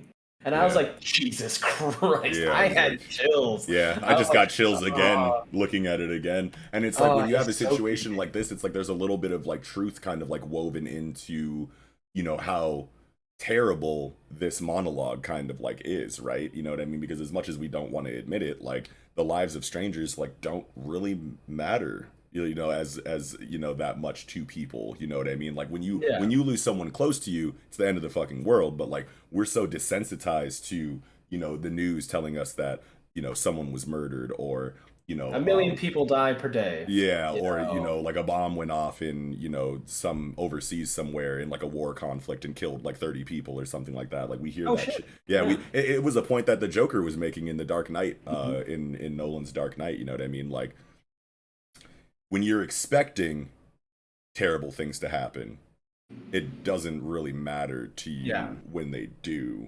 But if you're not expecting it, then all of a sudden it's like this big deal and holy shit, everybody should care or whatever. And that's not like a 1-to-1, or whatever, but like there is a little bit of like, oh damn, hold on, there's a grain of truth in that. Because like the idea of strangers dying or soon forgotten, that kind of thing. Just take like the pandemic, like I had like people that I was like friends with, and they were like, no, the pandemic's not real, it doesn't matter to me, I'm healthy, I'm good, like I don't really care about this, fuck masks, fuck your feelings, all that stuff. And then he had relatives die, and then he gave a shit, and I'm like, bro, it sucks, my heart goes out to your loss, but like I'm really mad at you that it took you this to give a fuck. Right. And it's just like, come on, dude. And it's like random people like dying, you know what I mean? Like everyone is going to be like, oh no, that's terrible, I wish that didn't happen to them. Like no one's going to be excited about that, happy about that, or whatever, most people anyway. You know what I mean? But at the end of the day, it's like very easy to kind of just move on from that information, you know what I mean? And he's playing into that on top of the fact that his motivation is to bring back their mother, which they all wish was still alive. You know what I mean? So in his mind, he's just like, hey, you know what I mean? It's mom we're talking about here. Like, fuck these other people. We're about to get mom back. Like, y'all should be excited about that. And it, like, totally not makes sense for him to be saying things like that. But now that we already know that he's crazy and terrible, all of this dialogue, like, kind of makes a lot of sense for him to assume that his children would be down for this explanation once given, considering the fact that it's like, hey, I'm bringing your mom back. We had to sacrifice a couple thousand people to do so, but you didn't know them anyway. Mom, though, you know what I mean? And you're never gonna meet them. Like, and like just underestimating the altruism of the family, basically. You know what I mean? Like, well, like he was born into assassination, right? Right. Like he Yes. was raised within, you deal death. That is your life. That is your ancestors' life. This is your children's descendants' life. Right. It is just a giant train of running people over. And like that, like we don't know really his morality until he talks about this Yeah. now, right? But we always assume that there's a level of the Yozakura assassination mentality that came onto it. Right. And then, like, you know, it's there's the double affront, right? Like, Yeah. I've committed war crimes to bring back your mom. Also, maybe people who die shouldn't be brought back to life. There is like, the idea that like, there's the moral quandary. What is the sanctity of life? The dead should stay dead, right? Right. Like, for whatever reason you have, stories about resurrecting loved ones never seems to go well for Right. anyone, Yeah. right? Like Saint Germain in Castlevania wants to find his lover and bring her back to life, and it never works. Right. Like he nearly causes the apocalypse. You got To fucking do that. Pet Cemetery. Another Full Metal Alchemist. Full Metal Alchemist. Yeah, you have great examples like- all over fiction of why this is a bad idea. Why the idea makes sense for someone who is missing someone that they feel like they can't live without. So you have that emotional resonance and you have that relatability in missing your loved ones. But yeah, I mean, I don't know if I was in a situation to where I could legitimately had a way to bring back a loved one in a way where I like actually thought that it would be, something that could be achieved. And it's like I've read a lot of fiction now, so I would definitely be like, oh no, hell no. But if there wasn't that history of this exact kind of situation going horribly wrong, no matter what, on top of like the morality like studies and like the ethics studies of like a situation like this, like if none of that shit was there, like anybody would want to do whatever they could to bring back their dead mother or wife or sister or brother or whatever. So you never know what that kind of hope could do to somebody. You know what I mean? There's like my dad passed, right, when I was very young. And so like if I was offered that and I'd be like, you know what, I'm kind of tempted. And I don't know, like one of the reasons I wouldn't do it now is because like if I resurrected my father, my mom is in her like mid to late 60s. All his parents are dead now. Like my grandparents have passed, and it's like the world that he lived in is completely gone. Right. I don't feel like I would feel good about bringing a person out of time, right, into a world that they no longer recognize, and the things that they could relate to are not there. Like even me, like he couldn't relate to me, like being 28 years older than he remembered me. Right. It's like that's a whole lifetime. That's think about how every 10 years you feel like a whole different person. Right. It's 3 different evolutions. Exactly. And what you're talking about right now is explored a lot in like like this time displacement situation that you're talking about is explored a lot in like Captain America comics and shit. Yes. And like a big part of Steve Rogers' character arcs is about assimilating back into society after 40 years of cryo sleep or whatever the fuck it was for him. He was like frozen and shit, and then he woke up like, and everybody he knew was dead or old as shit, or the world is just completely different, technology, etc., etc. And it's like willingly going out of your way to bring someone back into a situation like that is fucked up, even if no matter how much you miss them, and like it's cruel. Yeah, and this is a crazy psychological situation for the siblings too, because it's like one, you have Momo that's here after like this crazy emotional and psychological situation with Kyoichiro. Now Momo comes in right after that's resolved at the peak of their, catharsis, and he goes, nah, here's everything that I've been up to and what I'm doing. And it's like now it's like we knew that Momo was kind of shitty, but it's like that's still our dad though. He's being weird, but that's still our dad. But now it's like dad is back and I've done all of these terrible things that are going to make you have a completely different outlook on me as a person and your father. And on top of that, I'm trying to resurrect our mother, which is probably like, the thing that you guys low-key wanted to hear the most, but my methods for doing so are so amoral that it's like they have so much to deal with psychologically in such a short amount of time, and now they have to fight their dad. And obviously we have to get all this information about him sacrificing thousands of people as just icing on the cake to let us know we got to get this motherfucker out of here. And like that'll be, you know, like the deciding push that, you know, drives the sibling family to actually do whatever they can to defeat Momo without, you know, feeling too bad about it. It's like, dude, it's like, yeah, you're our dad, and yeah, you know, you want to bring our mom back, and that's kind of like driven you crazy, but you still killed thousands of people. And it's like, there's no, like, absolutely not, you know what I mean? Like, that cannot happen. So there's going to be a lot of internal conflict and struggle mentally and psychologically when it comes to this conflict in the first place. But like, man, it's like all of them have to deal with so much all at once, and it's like, how are they going to deal with that? It's almost like the ultimate tension, the ultimate stakes, you know, inside of a protagonist conflict. You know what I mean? Like, not only is this just a really fucked up situation in a vacuum, but our fucking dad is doing it all. You know what I mean? Of being emotionally exhausted already. Like, on top of being emotionally exhausted already. You know what I mean? He's got a cruel callousness to him with like a veneer of tenderness. Right. You know? Like, there's the part where he breaks Futaba's arm, and he's like, a child's pain is her parents' pain, but I will endure it for the sake of everyone's future. Well, isn't that fucking convenient? Right. Like, yeah, go ahead and...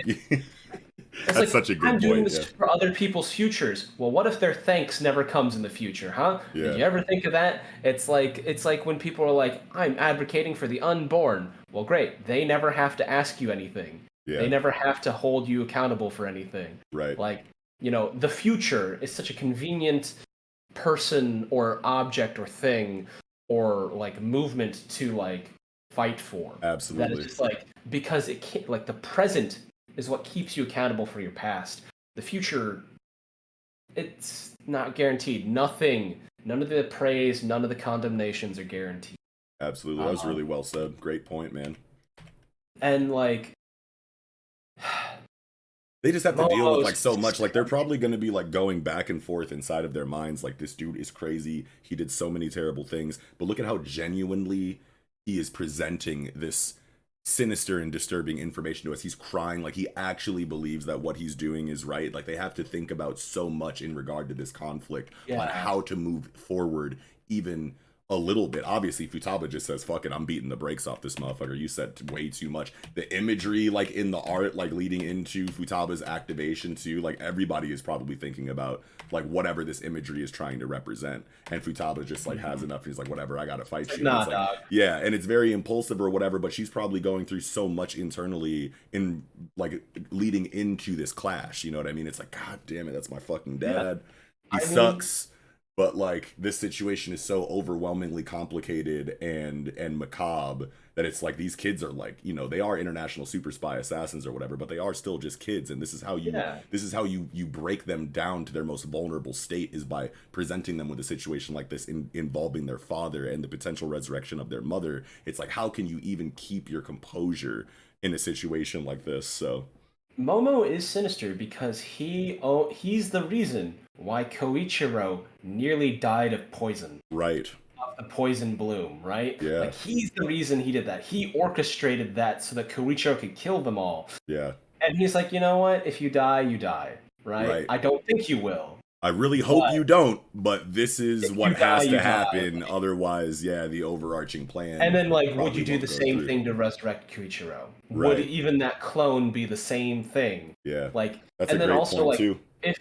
If like Tsubomi has memories and stuff, would Koichiro still have those memories? Would Rei still have those memories? And then Rei, being a person that was like in the story, in the memory of her children, you know, which is usually probably the most idealized version, is like, I'm a good, they were a good parent, they were a good person, moral and kind and all these things.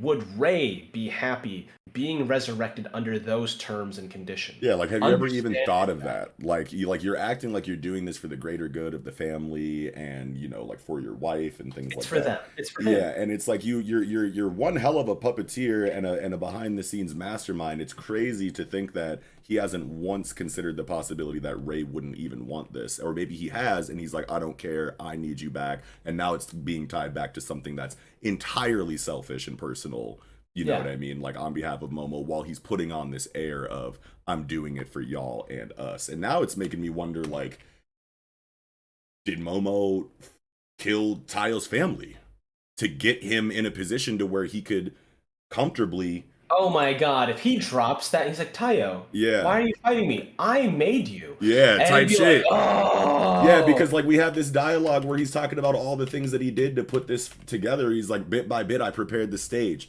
Tayo acquired power worthy of a Yozakura. And it's like, well, you obviously wanted Tayo to acquire the power of a Yozakura. How do you do that? You sever all of the ties he had to the life before the Yozakura by killing his fucking family.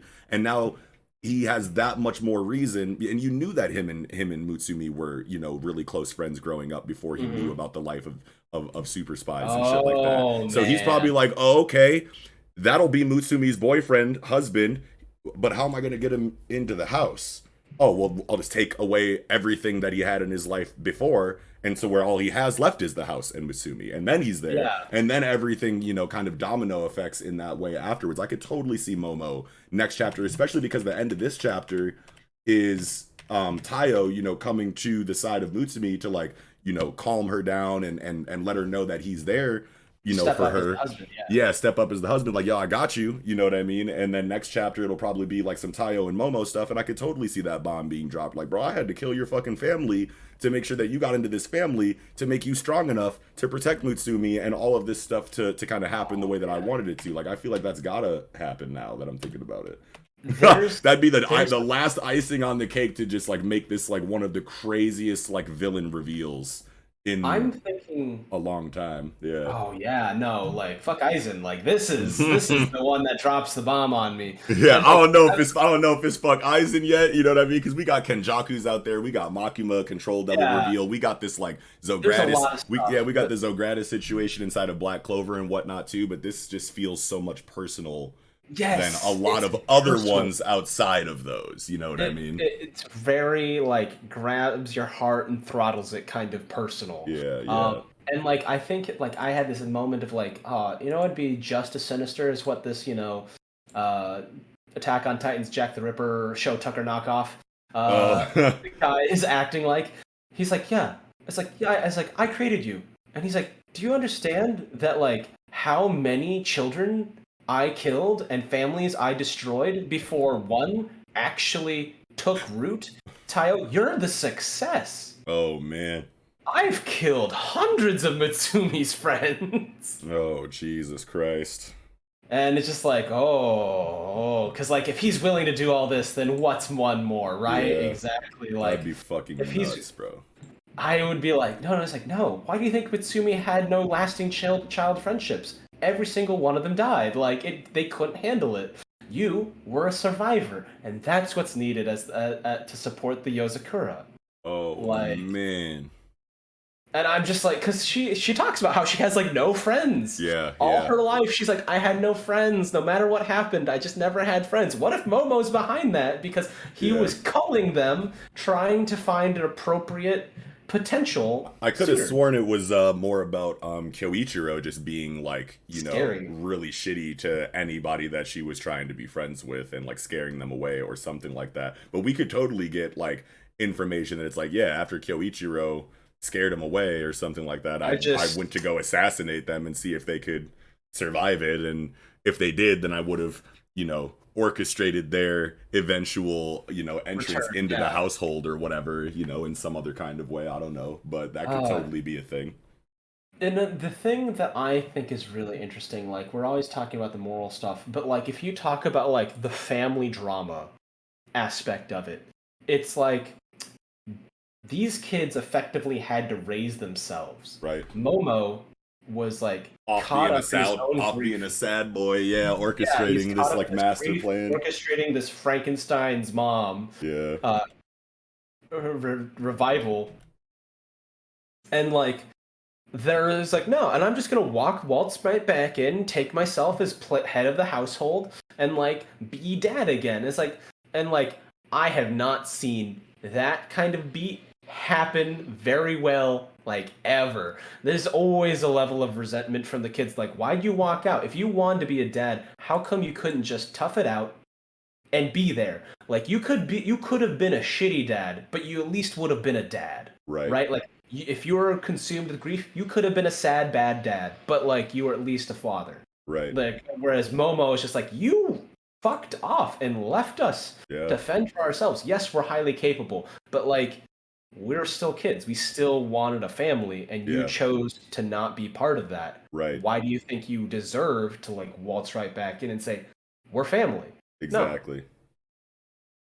Another thing that was like really crazy for me is this like Tsubomi, right? Because it's like, okay, Kyoichiro goes and does all that stuff, kills the rest of the heads or whatever, and we're like, there has to be more to this. They went out way too easy and way too quickly. Tsubomi's got to have like some other kind of, plan happening or whatever, and then Momo kind of like comes in and and explains all of this, and then you turn into page 10. Very soon she will wither away completely, and you have Tsubomi like, where is everyone? This is fucked up. What happened to like my plan? And he's like, she doesn't even realize that the roots she used to leech her power from other heads and people around her have been reconnected to my wife Rei's heart. And like that was like really cool. But I'm trying to think of the last time I remember there being this overarching villain kind of built up in the background that's mysterious, and we don't get to really zone too much in on. We know their motivations, we know why they're doing what they're doing, but we haven't gotten that real villain on protagonist conflict between the gang and Tsubomi. Now they kill the rest of the heads, and we're like, well, there's definitely more to that going on in the background. Can't wait to get more of that. Then Momo pulls up and is like, no, they're actually all just dead now.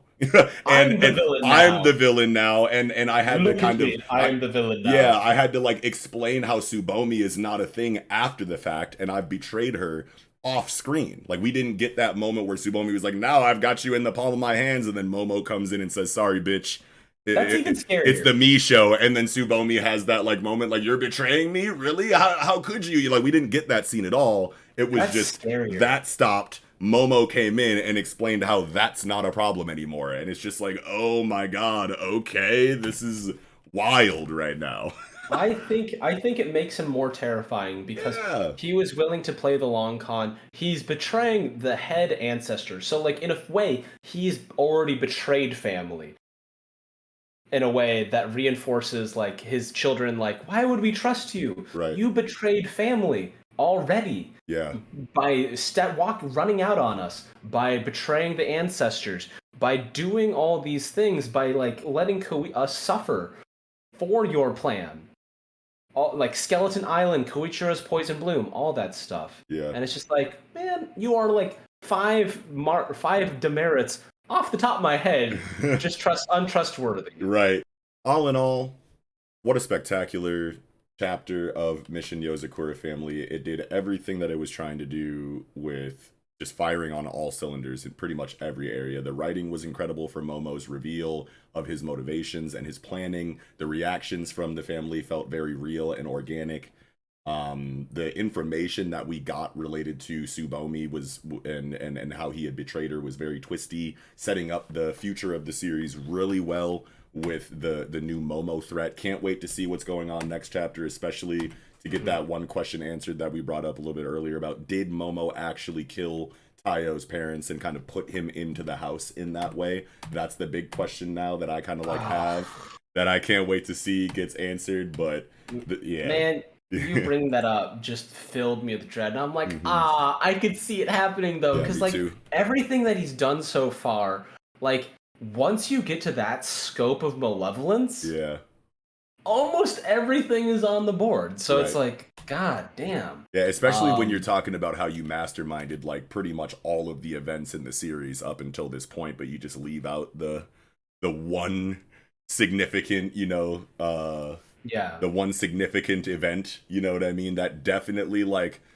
has to do with his overarching plan. Like he's already said, like, I wanted Tayo in here, you know what I mean? So it's definitely not too far outside of the realm of possibility that that Momo did, orchestrate the car crash to get Tayo in the house, which is just such a crazy thing to think about. But the imagery, man, the art, the choreography, all of the moments, all of the writing, the color page, this was just a 10 out of 10 Yozakura chapter for me, and I can't wait for the next one. Yeah, this is grim. It's like he's doing the assassin thing, where he's striking them. They're exhausted. Most of their weapons are used up fighting Koichiro. Like, Right. even the steel spider is not sharp as it could be. Koichiro's weakened, and he's like, yeah, no, I want to pitch my plan, and I want you to agree. And if you don't agree, I will probably force you. Right. Like, he's striking like an assassin. Yeah, he won't kill them. Right, but But what is not killing them mean that for? covers so much ground. Yeah, when you think about it. It's interesting to think about like what Momo's plan is for if they, do resist to this degree. You know what I mean? Like, obviously he's not just going to kill them because they don't agree with him, because he's doing all of this for them. You know what I mean, quote unquote, or whatever. So I wonder like what other kind of sick and twisted ideas that he could have to try to persuade them and rally them over to his side. I feel like he's got a lot of tricks in his bag. He's a well-known and old, experienced super spy, hitman, assassin dude. So who knows like what plans he'll have for trying to get them to agree with him, since they clearly don't. Does he force the role on them like Tsubomi forced the other ancestors to obey? Oh man. Like, then they're just like puppets playing out a play, like fulfilling the roles in a play for him to act out a happy family, despite none of them being happy with the situation. Like, is that the inevitable path if they reject him, right? And like Tayo represents the idea of like the head of a new family that doesn't involve him. So like him and his conflict is definitely going to happen. Yeah, it's. I wonder if Momo dies at the end of the story. I guess that's a. I feel like a pretty he big has question. to. But it's like, do they kill him, or does he die? From some other thing like that's like accidental, or quote unquote, or whatever. You know what I mean? Like, is it just going to naturally, come to that conclusion of him dying for some reason, if not by the hand of any one sibling or a combination of them? I can't see them killing him. But he's got to go. we need this guy out of here. Like, he cannot. Like where are they gonna put him? Even if he does live, they have the rule like you don't harm family. Yeah. But like Momo's already broken Futaba's arm. That's right. He's done all this thing, and like, is he family? I could see them whooping him. Yeah, like they could seriously hurt him. But like, will they kill him? Probably not. And if they don't kill him, is he going to be redeemed? Probably not after all of this shit. So. Yeah, exactly. So it's like, what jail or prison can they put him in that he wouldn't just eventually break out of because he's one of the best assassins and spies on the planet? You know what I mean? I just can't see them containing him in any kind of conventional way. Absolutely not. But even inside of their underground, like, what can hold this man? I want to say like not much. We've already seen prison breakers and other kinds of characters that are just wildly capable in all of these areas, and we can assume that Momo is like above all of them. You know what I mean? So it's like, what if Tsubomi gets to him, like her dying? It's like you betrayed me. Yes. And then she tries to like absorb him for sustenance, but she's already withered too much. Yeah. The children took out too many chunks of him and of like his focus, and like they just consume each other and wither and die. That's, dude, yes, like 100%. I had completely forgotten that I was going to come back and ask like if Tsubomi still has a place in the conflict, despite kind of being shown on page 10 to have been thrown away by Momo after betraying her. Like, and he's like, soon she'll wither away. It's like, but she's not withered away yet. You know what I mean? Like, she's still alive. We have not gotten the confirmed death of Tsubomi, so she definitely has room to come back in and influence the plot, probably in the way that you just described beautifully, of them having this huge conflict where you don't really know how it could go, who's going to win on either side, and then like, well, we need to get Momo out of here. How do we do that without any of the siblings killing someone, especially their dad? You know what I mean? At the end of the day, they aren't killers like that, but Tsubomi could do it. You know what I mean? So I think that would just be like the icing on the cake for the irony and the catharsis of, the one that you thought you betrayed came back and killed you. Now what, bitch? Type shit. Yeah. So what if Tsubomi is like, I wanted to free the Yozakura family from the Somanin, from the Bloom. She does that, but by doing that, she consumes Momo as well, because he's literally just running off pure Somanin. Right. Oh, so wow. like, if she's like her final act of catharsis is she frees it. She feeds off the somanine, consumes their blooms, and then is like reduced to a tree. Yo. Yeah, that'd be fucking nuts, man. Either way, Yeah, I know I don't Hichichi know. Gondaira is gonna write the shit out of it, so It's gonna break my heart for sure. absolutely. But But I have nothing else to say. yeah, me neither. I think that'll do it for Mission Yozakura Family 128. Okay, getting into Jujutsu Kaisen, chapter 183, Tokyo number 2 Colony, part 3. We're finally seeing Hikari's domain. This one shook the streets up a little bit. this one I this one love had this Twitter one. shook, at least from what I saw. People were like really mad about this chapter actually. How do you feel about Hikari's domain? I really liked it. Yeah, I like Twitter can be a hater, but I yeah, really enjoyed this one. yeah, me too. Like, like Charles is definitely the avatar of like his of Gege's haters. You know what I mean? Because he's like immediately like, don't info dump me with all that garbage. Like, but I think, but I think that that's important Yeah, because Hikari is a sneaky, underhanded fuck. yeah, Like he doesn't like yeah, he's kind of direct and all this stuff and the way he acts and stuff, but like he's conniving. He's all yeah, about that money. He's all about things. Like gambling, casinos, they're about taking house. yeah, He I think his ability recreates a game. A gamble. Doesn't matter what the gamble is, but specifically this gamble, he chooses that one. And he purposely overloads Charles with all this information that sneaks in little rules that are like a bonus, right? So he yeah, says like, "Hey, the rules are itty. Hit a jackpot by getting 3 of the same symbols. That means anyone can get those 3 symbols. But getting a jackpot means that I, Hikari, get a bonus. So Charles doesn't get a bonus, only Hikari does. mm, Doesn't matter if they both play." So like there's that yeah, level of that in there. And he's like, "And I decide what it is." So like other things he's just throwing in there to like basically obfuscate the fact of like he just needs to fill like only a few conditions of like getting jackpots gives him a bonus period, and then he adds in stuff like chance accelerators, right? So mm-hmm, he says like, oh, I only have a 1 in 239 chance, but if I hit these other scenarios which are much more likely to happen, that increases my chances. I can't do the math. I only do like D&D math, which is like adding up pips on a die. right, Okay? yeah.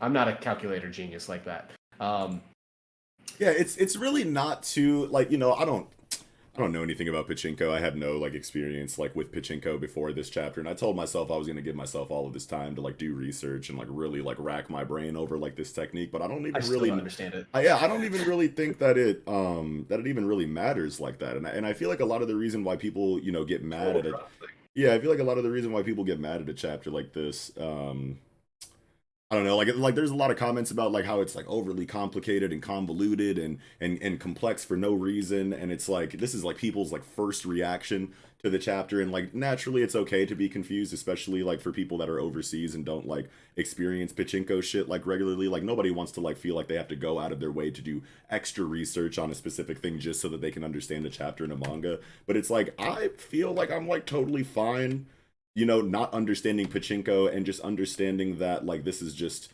like Hikari's trying to get a jackpot and you got to fight him until he gets there. Yeah. You know what I mean? I Like Charles doesn't have any specific way to counter anything that's going on right now, so I don't think the specific rules of the domain or pachinko, in general just like have to be understood in order to follow the fight. You know what I mean? It's literally just Hikari doing things, squaring up with you in the meantime, and you have to try to beat him before he gets a jackpot. And like that's just like the whole point. Like understanding the pachinko rules, sure, will make this better for you. You know what I mean? Like it's more yeah. fun or cooler or whatever. But like at a base level, it's like you don't really have to understand everything that this is talking about in order to understand the chapter. And I feel like when people read a chapter that is confusing to them right away, the angriest ones, you know what I mean, that go out of their way to slander the series for what it's doing, all that is really telling me is like you're just mad because you don't get it, probably because you spend so much of your time acting like a know-it-all online, maybe. I think And I now you're being hit yeah. with something that reminds you that You don't know you everything. don't know everything, and that, like, angers you, so you have to, like, turn it into slander of, like, it's the series Absolutely. fault that I feel this way, and not just like, oh my god, just fucking read the chapter. How dare you make me think? God damn you, Well, Gege. Like, come on, man. Like, it's I not that feel crazy. I feel like it's like a level of humility, right? Because you said it's like some of these people make a career off Twitter, like having hundreds, thousands, millions of followers, and talking about like how they're right. But at the same time, like, who cares? Yeah, Who cares if they're right? Like, that's the thing. Like, I think it's like a humility thing when it yeah, boils down to it, like personality types and humility, and like, right, I don't think I'm right most of the time. right, But that doesn't stop me from making predictions. That doesn't stop me from having fun or enjoying the series. yeah, I don't really understand the idle death gamble rules exactly, but there's things that catch my eye. He's like, when advancing to the final train things get hot with chances over 80%, right, right? And it's like the chance of increased probability is approximately 75%. And then there is this thing on the bottom half of this page where he's like, chance boosters increase the chance of jackpot, even in unfavorable Ricci scenarios. So within all that, it just tells him the more he tries, the more likely he's going to get better and better chances. And he even exactly. says, whether I'm trying or not, It's never it's taken never me more taken than me more 30 than 30. tries. Yeah, And it's just like, yeah, no, that's the thing. And like, he's it's like how he staged the fights for his fight club, right? yeah, He's staging his curse technique right, in a way that is purposely opaque right, to the observer, which yeah, is Charles Burr. He's like, yeah, no, I don't have to tell you. Like, thing is, like, it's such a modern take on the Jujutsu curse, right? Because like telling your opponent what your ability does makes it stronger. He is, but that's he's what also I telling them a lot of useless information. yeah, that at first that's what I kind of like thought like was going on here. I was like, oh, okay, is this like one acting like in one half as a way to, overload, the mind of Charles, and just make him like less effective as a fighter because he has so much more to think about. I feel like it's working in one half in that way, and then I thought that the other half of it was like me explaining my abilities to you makes it stronger. But it's like, does that even really matter inside of a domain where you're getting all kinds of like stat boosts and like like you're fighting like in your element essentially? Like you pretty much have all the advantages that you really need inside of Mm-hmm. your own domain. So like, does the explaining your ability to someone even give it that boost if you're already inside of a domain? That seems like kind of like overkill almost. But I mean, it could still be a thing. I don't know if we've ever gotten explicit information that says that that's how it works inside and outside of a domain. Yeah, But we know that that's a thing for like curse techniques, like sometimes, like period. But like, yeah. We don't even does it know. get that same effect if you're already inside of your domain? I don't know, but yeah, I I think that the chance part is what keeps it from being overpowered. yeah, So he's like, yeah, I built it so it has chance, but like I also built it so that the chances are kind of stacked in my favor. yeah, And it's not necessarily a stat boost. It might do something. It might add an element yeah, to his already like abrasive, you know, shreddy kind of aura, right, like cursed energy. Because right, there's this page near the last page when he says, I use skill to grab a hold of luck on page 19, yeah, and it seems like there's like a heat mirage around his body. And I'm mm, wondering, is the bonus for the jackpot adding heat to it? mm, Because he always taught when he was fighting Yuji and talking about it's like, oh man, I'm heating up, I'm yeah, heating up. yeah. He's talking about the And he's fever. talking about passion and fever and how he likes to see other people's passion and fever inside of them and shit like Yeah. that. Yeah. So I wonder, is he adding like searing heat to his cursed energy in addition to shredding someone? That's So pretty. like that could be really painful. And he's like, I don't need a physical stat boost. I'm just gonna hurt you really, really badly. Yeah. Like, And he has a way better quote on the TCB translation on the last page. Let me see what it says. oh, It I said, didn't read any of those. That yeah, one. he's like, that's wrong. You need the skill to capitalize on your luck. I like that so much. And Yeah. there's poetics into like the fan translations that I feel like are lost Yeah. in the officials. Yeah. I feel like just saying you need the skill to capitalize on your luck just slaps harder than I use skill to grab a hold of luck. Because I mean, like, obviously they're pretty much saying the same thing, but you get a better Nuance. like you get a better like mental image of like what he's talking about when you use the verbiage you need the skill to capitalize on your luck, because like, oh, the luck is there, that could have happened for anybody, but like that same sprout of luck for you isn't going to be as effective as it is for me because I have the skill to capitalize on the lucky advantages that pop up. You know what I mean? Like, yeah, like you could be lucky, but like, are you really getting all of the bang for your buck on that luck? Like I would? Probably not, because you are just using it as a lucky advantage. I'm seeing it as, yes, a lucky advantage, but now I'm going to double down and capitalize on it so I get the best effect from that luck.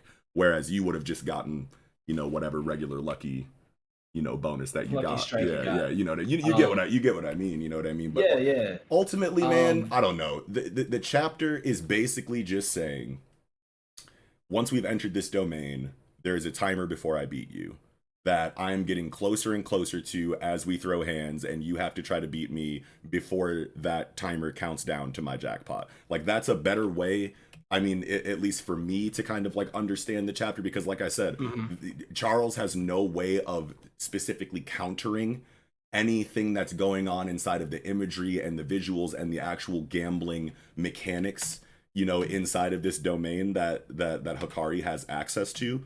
So like, because he's not able to interact with it on that deep of a technical level, us understanding the pachinko rules doesn't give us a better understanding or the understanding that we need to get through the chapter.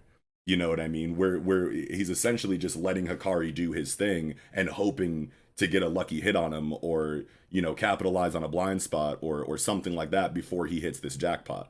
So understanding pachinko and whatnot like doesn't really matter here. You know what I mean? Like, it's just a gambling situation. Instead of sphinxes or Atlantis or, you know, cherries and sevens as the aesthetic, it's this fucking like rom-com manga or whatever that's the aesthetic of this gambling machine. Like, that's really all it is. I feel like it's an idea of the connection, right? Like, so it's like the facade of the rom-com manga is because it's designed for Charles. Like, he's designed this gambling pachinko thing to take on the effects of something that Charles would understand and like resonate with and would be invested with. Because there was moments where he says, you know, he's like, you're bastardizing this manga. This is disrespect to the mangaka or something like that. It's there to like piss him off, and therefore angry people don't make good decisions. Right. Like, it gets this is all a mind game. This has been a mind game since the beginning of this fight. Yeah. He even says on page 15, I can't focus on the future because he's too distracted with the lights and the movement and like the emotional investment that he has for this rom-com. Like, he yells at hallucinations that only act out part of like the cutscenes for this gambling domain. They don't actually do anything.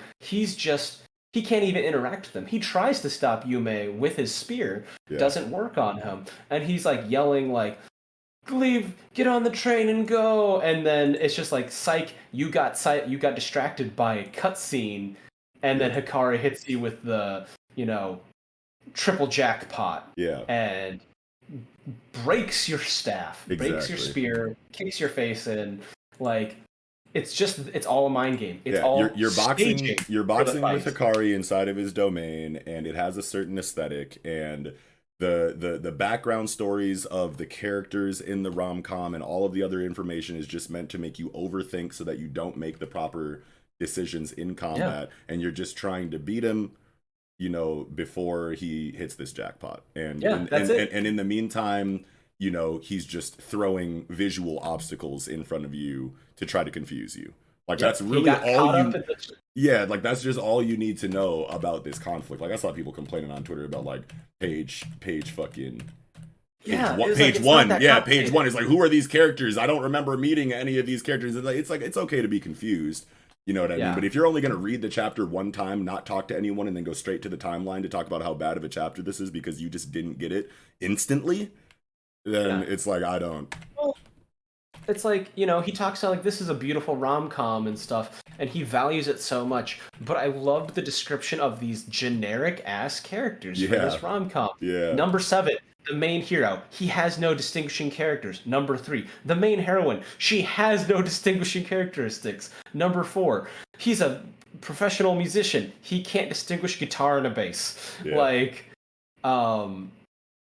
just like random, you know, hot ladies and cute girls for the other characters. You know, it's just like classic schlocky run-of-the-mill rom-coms. Like, here's all this stimuli. Think about this stuff while I whoop you. Yeah, that's literally what it was. Because like I like chapter 2-3, the big spread. I liked the Hikari is just like, yeah, even unfavorable Richis have jackpot boosters. Don't worry about it. Like, he's just like, that was his nod. As soon as I saw that and him saying that, I was like, oh, I don't have to worry about any of these rules. He's just trying to aim for the jackpot, and he's gonna kick his ass. Like, under like knowing like pachinko like rules and having experience with pachinko definitely makes this more fun and cooler for the people who are familiar with that, obviously. But like the only thing that you really need to take away is that like you're on a timer and you have to whoop me before I get a jackpot, and I'm going to distract you and fight you until that point. That's literally all that's happening here. So if you do know pachinko, then you'll be able to be like, oh yeah, I know that. Yeah, that's familiar. This familiar. That familiar. But like none of that actually has anything to do with someone's ability to understand the conflict in this chapter. So. And you can see that Charles Bernard gets caught up in the whole like staging of this fight, where page 9, he says, if he hits the jackpot, I lose. But that's not true, because in the rules, he says, if I hit jackpot, I get a bonus. And that's all it says. Right. It's not about losing. He's like, oh, I can't lose, I can't lose. And that in gambling is called a loser's mentality. Like, you gotta, you know, be bold and try to, like, push forward to gain a lot. At least that's what, you know, media has told me about successful gamblers and gambling manga and stuff. Right. It's like, you know, there's that. And I thought this was a fun little chapter and really showcases Hikari's kind of duplicitous nature. He's like, I can smoke you. I can smoke you. Doesn't matter if you can see my future. You still can't hit me. And I'm still gonna fuck with you because I can. Right. I don't like you. Like, yeah, and it's like now that I think about it, like, is this even a I'm about to look up this rom-com that they're even talking about. Like, is it even a real story? I think it's just a made up. Just made up for easily Jujutsu Kaisen. What's it called together thing. It's called Private Pure Love Train. Love Train. It sounds like one of those like horny fucking hentai video games. Oh yeah. Yeah. The only thing that pulls up is the fucking Jujutsu Kaisen chapter. So I don't think that's I don't even think that's a real thing. Yeah, so people getting caught up about like the references to this rom-com, and it's like not even a real series. It's like, I'm not gonna be able to understand this because I don't want to read this fucking stupid rom-com. It's like, well, you don't have to because it doesn't fucking exist. It doesn't exist. And if you thought it was, it's because you read a lot of generic ass shit that basically could be. Yeah. And I mean, like, that's like points for like immersion anyway. It's like if they fucking really made you believe that, like, you know, the fucking fictional story that they're using inside of their shit was like actually real, then it's like I feel like that's points for immersion. Yeah. Psych, all those like real world references to like D. Grayman by Charles Bernard, set your expectations up. So you thought that Pure Love Train was gonna be like a real thing? No, it sounds like a gangbang video game. Yo. Pure Love Train. Seriously, like, listen to the name. It's just like, come on. It's funny. No, that visual is insane. Okay. It's a funny series. I thought this chapter was hilarious. Yeah. It was hilarious and hype and like it's always compelling because you're so interested to see what the information you're going to get is, and obviously when it's presented in this way, it's easy for people to get overwhelmed and think that, you know, Gege is, you know, trying to pull a fast one on him or something like that. Like, hey, what do you think you're doing? You're trying to fucking fry my brain or something? But it's like, man, you just chill, take a deep breath, read through the chapter, read it again, read it a third time if you need to. And like most people, you know, have said, you know, like after reading it like 3 or 4 times, like, I'm cool, I think I get it now, you know what I mean? So that's just another example of like chill, you know what I mean? Getting like, heated and flying right out of the pan, dude. Right. It's not that It's not that serious. And if you don't like it, you know, obviously, you know, you don't have to like it. We're not telling you to like like it. the chapter, We're just saying that we liked it. But it's just like, man, it's just like you've been here for 182, 183 chapters. This is the straw that broke the camel's back. Right. Wild. Like it's really not that crazy. I like that the curse technique and the domain rules are entering his brain. And I think that is a condition of Hikari's domain, is that he is explicit in the rules, almost to the point of unhelpfulness. Right. And I think he uses that to his advantage. Because at first I thought it was because of like, oh, because he's like, you know, reading his future, knowing the ability. I was like, no, that like knowing the future doesn't tell you how a thing works. Yeah. It just tells you that a thing happened. Right. So I think that the info dump is actually Hikari's ability being helpful. You know, it's like, you know, he's giving an edge, but he's a modern Jujutsu sorcerer. So he's like, yeah, I know that like my abilities will like could do these things, and I can do these. I can meet these requirements to make my ability stronger, but I don't have to be actually helpful. Yeah. And then he's like, it's like malicious compliance, right? It's like when people will do the thing that the government has mandated them to do, but they'll do it in such a way that is annoying as fuck and not helpful. Like this guy paying like parking fines in pennies. And they literally I remember that. Yeah, malicious compliance. Yeah. He did that. He paid it in pennies, and they were like, "You want to accept?" It's like, "No, this is legal tender. You have to take this." Yeah, like I'm sorry that I have to do this to you, the workers who didn't put these systems in place that are annoying the shit out of me. But I shouldn't have been given that parking ticket. Yeah, exactly. Yeah. And like there was a guy who asked for itemized items for his surgery, right? Like his surgery cost a ton of money, and he's like, no, I want itemized receipts for every single thing. The amount of gas that you used, what kind of gas it was, I want to pay for that exact amount. And he's like, can we just give you a scalpel? He's like, no, I want the scalpel that you used on me during surgery, and I want the itemized receipt for that scalpel. And they basically gave up and like charged him like $400 instead of like thousands of dollars for the surgery. Wow. Malicious compliance. Yeah. Try it out sometime responsibly. Yeah. Please. Yeah. And for legal purposes, this is a joke. Right.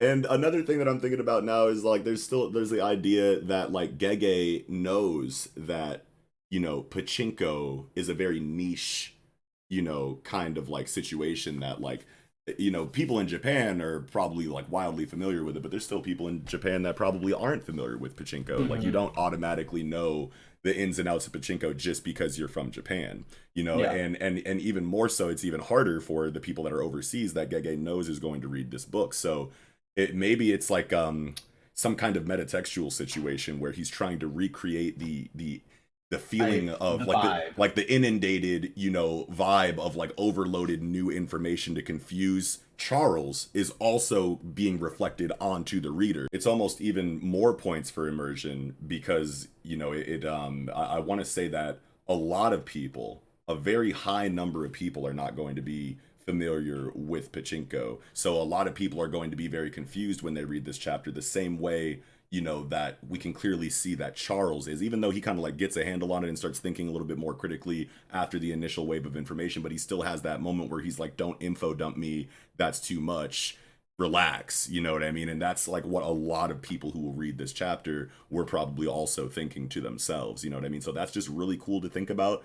And at the end of the day, it's like, yes, if you are familiar with pachinko, then you can connect every dot, but you only need 3 or 4 dots to understand the chapter, and all of the rest of the dots are kind of like extra for the people who understand pachinko, is kind of how I've interpreted it. So I don't feel as bad not doing hella research into pachinko gambling so that I can have like a comprehensive understanding of this chapter or anything. I feel like it gives you all you need to understand the chapter, even if you aren't familiar with this game. So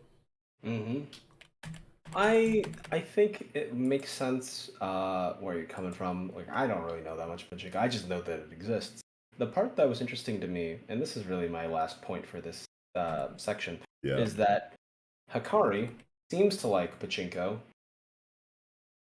When Yuji was fighting the lawyer, they said, you went to a pachinko parlor, didn't you? And he's like, what? No. And Yeah. it turns out he did. So like Hikari and Yuji both like pachinko. Yeah. Kindred A little, spirits, just a almost. little kindred spirit thing. Other Yeah. than that, that's all I got for my bag. Yeah, I think I'm good too. I'm happy with Hikari having a domain that's like this complicated and nuanced, because it's like we're coming out of like the Yuta, and Uro and Ishigori storytelling, and their techniques were all like super straightforward. We didn't get to see their domains, Direct. but like Ishigori shot a fucking very enhancer, kind of, or emitter, like attack from Yeah. his fucking pompadour. There's not a whole lot to that. You know what I He mean? was That the you really need to. Vulcan of emitters. Yeah, yeah, Like, exactly. Yeah, you don't really need to think too much about that. Uro too, like her shit is trippy and like looks crazy, but like at the end of the day, it's pretty easy to understand. You know what I mean? Like, and we're already like pretty familiar with Yuta, so like we've had some pretty easy going curse techniques for a while. It makes sense that we would get a wildly complicated one eventually. I just hope that Gege, continues their trend of breaking them up. You know what I mean? Because you have old girl who had like the star constellation technique, and that shook the streets up when that came out. People were really confused about that. And then besides that, you just have that in like Hikari. Otherwise, the curse techniques aren't really that crazy. You know what I mean? So it's cool that we can get complicated like this, but it's not something that always has to be there. You know what I mean? yeah. It's like a once in a blue moon kind of thing. And it honestly adds depth, because we needed a reason why the higher ups hated the modern sorcerers anyway. You know what I mean? Like, this is a shining example of that line of dialogue about how the higher ups hate how complicated contemporary sorcerers techniques are. You know what I Totally mean? fair. Yeah, Totally so it's fair. like, here we go. But also funny. Yeah, exactly. But that's all I had for Jujutsu this week. Are you good? Same. All right, that'll do it for Jujutsu 183. All right, moving into the final segment of the night, One Piece, chapter 1048, 20 years. Got the cover story here with Brule and Cracker. She's got Ichiji and Reiju in the mirror world, I think, is what she's telling Cracker. She's like hype about it. An Emotionless Excursion, Volume 10. I think Germ has come to Chocolate Town. Oh, no. Yeah, that's right. If we look at the last one. Let me just look up the last one real quick. Because I'm pretty sure the last one was like... Oh, wait, we got a color page last time. So 1046 is the one we want. Yeah. Yeah, and then it was them walking up to Chocolate Town. Okay, so she is seeing through her mirror that they have approached Chocolate Town, and is telling Cracker. Yeah, and Cracker seems to be like pretty gassed up about it. Like, oh, word, I'm gonna go beat they ass. Yeah, but yeah, great chapter. I love this chapter because of the ground level, like front line, Wano people focus that we get inside of the flashback. Yes. When Luffy and Kaido are clashing, and Momo is thinking about everything he needs to do to pull this W out of him personally so that he can accomplish his goal in this fight, and everybody is probably thinking about what this means for the country of Wano, for the island of Wano, and it's good to get these flashbacks, and that not only work as new information, because I don't think we've actually seen the ground level in this way. Like, we knew that this kind of shit happened or whatever, but like, these are new scenes, I want to say. Yeah, you know this is yeah. Zoom in. Yeah. Like, this is the cruelty that like Kaido and Orochi's coup started, and then for the last 20 years, this is what their whole like thing is doing. Like, this is industrialized war machine, right? Like, building all these weapons, forcing people into servitude, kidnapping, enslaving, like basically doing the prison to production line pipeline. Right. And it's just like, it makes me think of like how the US really struggles with going against like military based conglomerates, and how we're always gagging for the next war and the next war and the next fight. Like, we're making hand over foot a ton of bank over the war in Ukraine. because we're producing weapons for that. Mm. People are making tons of money, even though technically we're not involved, but like the Ukraine is using our weapons. Yeah, I heard They're that we just buying gave them. Ukraine a bunch of money or something like that, or we're planning to give them like billions of dollars or whatever Yeah, but like I for what they're imagine that going it's through. gonna be made back Yeah, somehow. right. Of course, Like of course. I just like what is recently got charity? that info, and I was like, oh shit, that's crazy. Yeah. Like that's crazy. I wish we'd use that on infrastructure because I know they gutted our climate crisis Mm. fund for a lot Oh of military wow, spending. So it's like it's just really rough. And like it's it made America. that stuff made me think of like, there's no water to drink, the crops won't grow, that kind of stuff. And they're just like pick up the weapons, make these things. Yeah, Like work. And it's like, I'm American.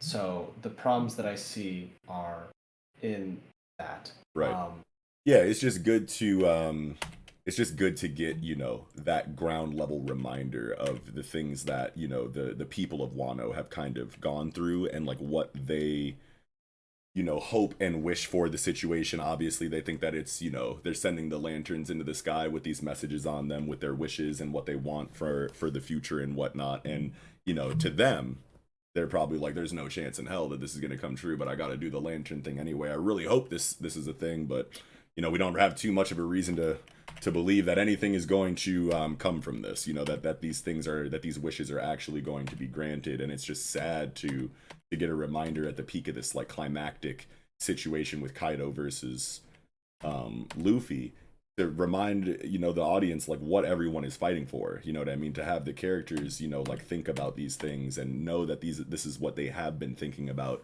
this entire arc, and this is why we have to get this motherfucker out of here. Orochi and Kaido have literally ruined Wano, and we've been known that the entire time, but the more often you show it on the ground level, this like frontline civilian perspective, it makes it that much deeper. It makes it that much more emotionally resonant. It makes it that much more compelling for me. You know what I mean? Even if these are characters that are forgettable, or Udon, Ringo, Hakumai, Kibi. I think this is, I don't even remember half of them are seeing. dead anyway. Yeah, half of them, like, I don't even remember seeing these characters' faces before. Yeah. To be honest with you, so it's not really like we're supposed to like, oh man, the samurai of Wano and the scabbards. Like, you could feel whatever way you want about them, but at the end of the day, these are people that need to be liberated, that are desperately praying for liberation, and our team is going to deliver that for them. And seeing it in excruciating detail how this went from the moment of invasion to the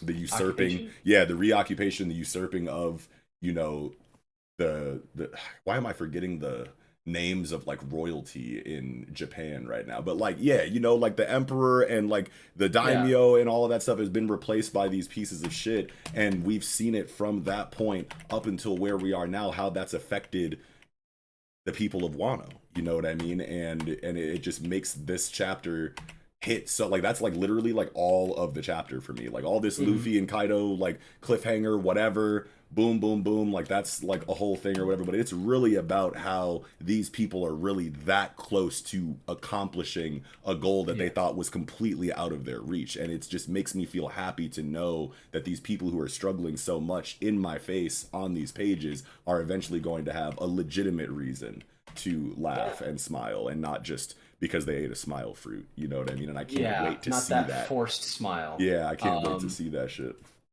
And part of me is just like the wishes and stuff.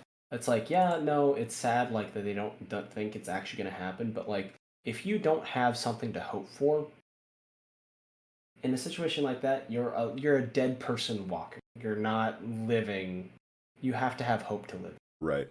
And you have to show that hope, even though they have no reason to have any. They are still so lit at this festival. Like, this is the one day that we get to like truly be happy, even though we know that this shit's going to go back to a nightmare tomorrow. Like, we might as well live it up, throw these prayers out, and just enjoy the moment while we can, even though we know that it's not going anywhere. And that's just like so sad to think about, but also so exciting for the eventual liberation that we know they're going to get. You know, it's really rough that like because like Orochi is that classic guy. Like if you have to relate it to like a real world thing, he's that guy that like got made fun of in school and then became like a rampant misogynist with money. Yeah.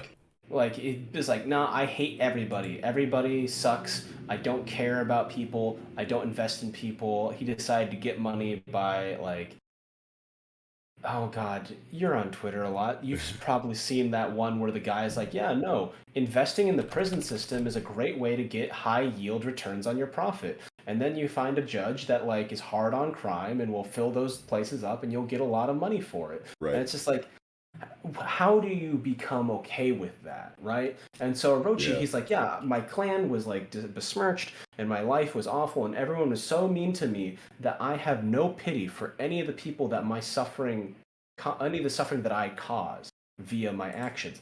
He says it. He's like, you know, he's like, he's so pleased that the people that used to be respectable in comparison to him have fallen low. And he's like, you know what? You look at these greedy beggars. They actually gobbled up the leftover scraps of smile fruit. You know, you might be hungry, your family might be dead, but you can still laugh and lead a bright, cheery life. It's just what you writhing, crawling maggots deserve. I was like, You know? oh my god, it's time to fucking die, bro. We can't keep Yeah, letting him get this dialogue off with a exactly. grin on his face, like, and then boom, Denjiro, Bedlam has arrived. That was such a cold-blooded quote as you enter to slice this man's fucking head off. But if you go to like the TCB translation, it's like not bad at all. It's like one of those rare situations where I'm like, Viz fucking snapped on the Well, translation I because mean, he says, what does he say in the TCB? Seems things are getting out of hand here, and it's like I wonder if that is like just the literal translation, and then the official just like took a liberty to give him a more badass quote, even though that's mhm, not what the words were. I don't know how I feel about that, but like the quote I by itself, appreciate it. without thinking about it, is fucking tight. Bedlam has arrived. Let's fucking go. I'm totally here for that. Yeah, so like Bedlam, the definition, Hmm. means a scene of uproar and confusion. Yeah. And so like I like the idea that like because like Orochi was basically using his authority and the idea that he is the new order. He is the new law. The might makes right. And even though he caused all this suffering and stuff, he used his position of power to enforce all this authority and all these rules and all these like, sweeping, things that affected people's lives. So Bedlam arriving, chaos, confusion is in the face of that, Uh malevolent yeah. order, Hmm. right? And which is necessary. Sure. And Okay. I Because I was really seeing like it that. as, yeah, and that was a great way that you kind of like broke that down. Because I was, when I read the official chapter, I saw it as he was saying like, "I'm Bedlam," like like just like a cold blooded like quote of like a reckoning has come. Like I'm the Hmm. reckoning. Like I'm here to fucking decapitate you. I thought he was like saying like, "Yo, Bedlam has arrived for you because I'm I here." think so. I But think both are correct. well, because Um, because if it's because if you look at the TCB and he says seems things are getting out of hand here. That oh, can the whole be, chaos of the yeah, thing. Yeah. that can be him just obviously when he's saying it here in the TCB, he's like seems things are getting out of hand here. It's like that's pretty face value, but that could also be the Bedlam.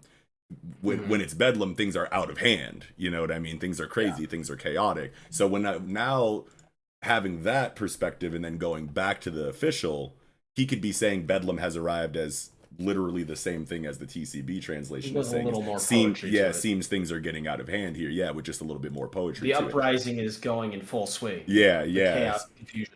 Yeah, Bedlam has arrived. Things seem to be getting out of hand. That could totally be the same thing. I had just originally interpreted it as like, Denjiro is Bedlam, and he's Bedlam to Orochi because here I am to like cut your head off. But no, yeah, no, it's definitely Yeah. got to be like, yeah. I'm like So so like not able to properly articulate what I'm like thinking no about right now, worries. but hopefully the Um, audience understands what I'm saying. There's one thing that I was thinking about, like, so he's using this burning form. Kaido's Yeah. using his like flame dragon torch, similar to King, right? Hmm. Hmm. Um, he's doing that, and then I was looking at like Orochi because I was really focused on him, and he's burning because of the wrath, like the fire spirit that he sicked on him, and then the curse rebounded on him, the curse of wrath, etc. For the Kurozumi. Very similar to Kaido. Does that mean he ate like a artificial dragon fruit? Who, Kaido? Yeah. Oh, Not Kaido. Orochi. Orochi. Ate an artificial dragon fruit similar to, based off Kaido. Oh, I thought that was Momo's. What if it's like, what if there's more than one? What if there's more than one? Yeah. Yeah. But I feel like we know that Orochi has a legitimate devil fruit, because I think he said what it was, and if it was the Orochi fruit. Yeah, or whatever, whatever it was. I feel like it would have definitely told us at that point if it wasn't a real devil fruit, maybe. Yeah. But I'm kind of hazy on that anyway. But he needs to die. So I'm really happy he got decapitated. Yeah. But classically, Hydras, and he's been decapitated multiple times before. Right. They need to like stab his heart or something. I feel yeah, to really finish him off.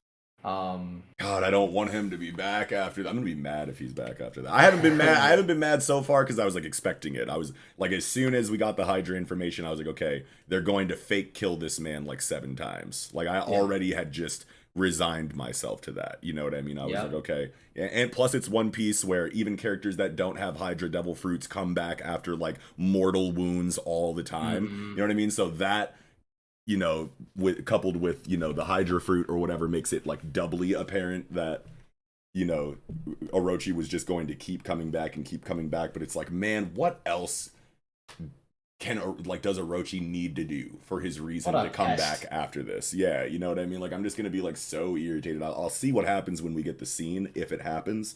But I really want this to be the last Orochi moment. Like, please. I'm hoping. Yeah. I'm hoping. There's so kind of flipping back to like the beginning of the chapter. I think it's interesting that like him doing like this flame dragon torch on page 4-5. There's 2 things I'd like to note. Sure. One is the fact that he burns off the remaining horn of Onigashima. And, like, Onigashima was considered, like, his fortress, the weapon stockpile. It is a symbol of all that he has achieved, all that he has done, the fearsome might and horrible visage that is the face of his, ideals, etc. And by burning off the other horn, and the other horn being sliced off, it no longer has an edge. It has tips. His horns, his weapons have been blunted, and so like the visual symbol of his power is being destroyed by himself, or the fact that like his fight itself is destroying it, and so like it seems like, I think that's like the red flag for Kaido, right?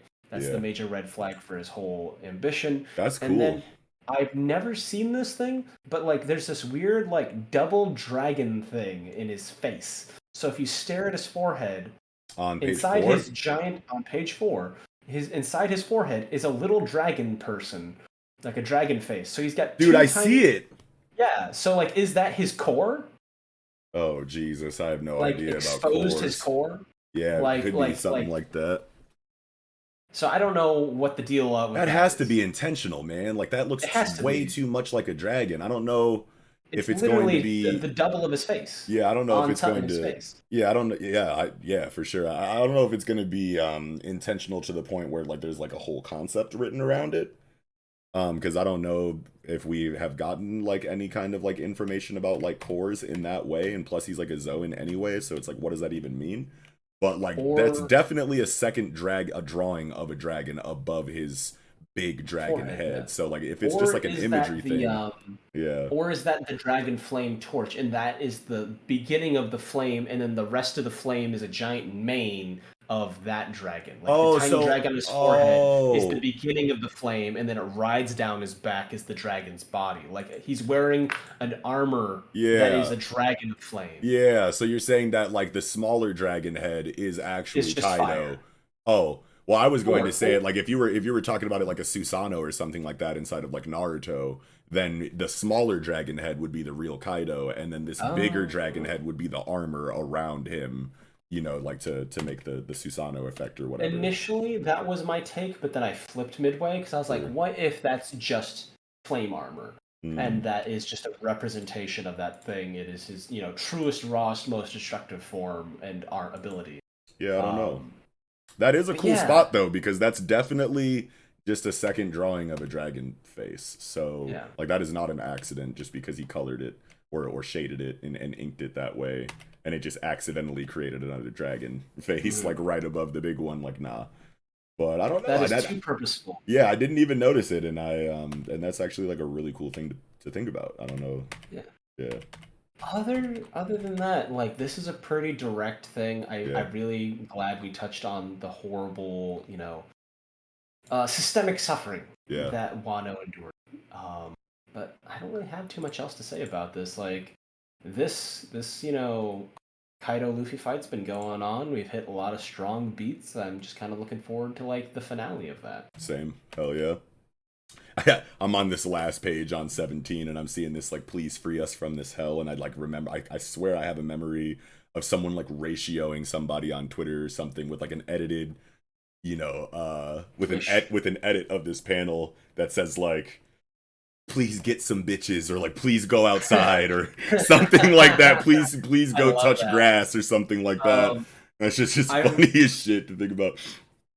I remember there was an edit of like the bottom right hand thing. It's like I wish Orochi would go away, and then it just like One Piece fandom, same bro, same. yeah, hell yeah. I mean he's so detestable. It's just like he's very much the small man in a position of power gone wrong. Like yeah.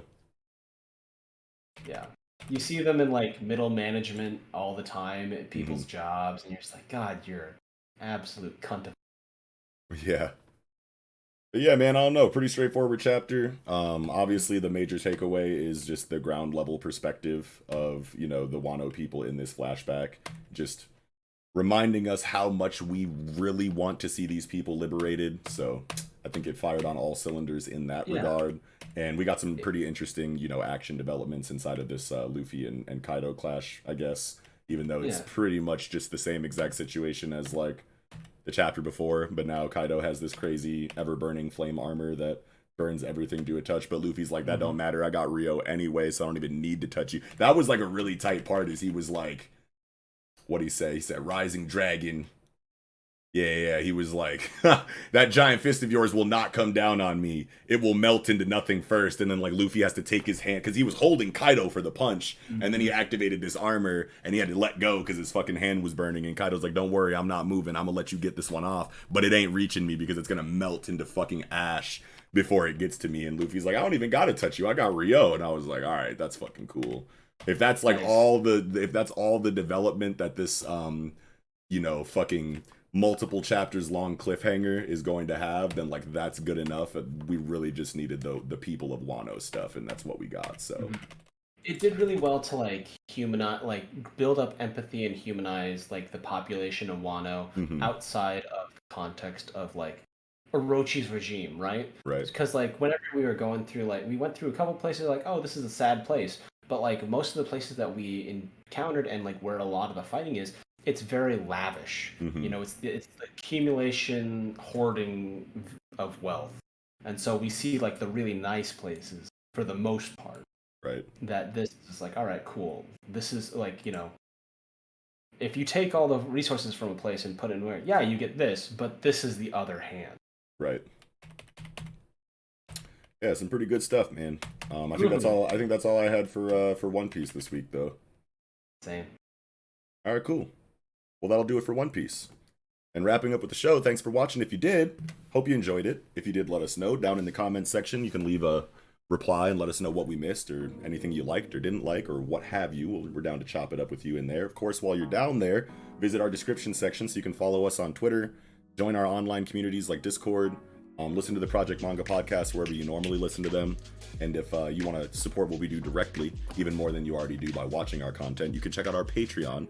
And that's going to have all kinds of perks like early access and additional manga reviews. So check that out if you haven't already. But with all that said, I think that'll do it for this episode of the Project Manga Podcast. Wrapping up, I'm Nox. And I'm Mellow Yenis. We'll catch y'all next time.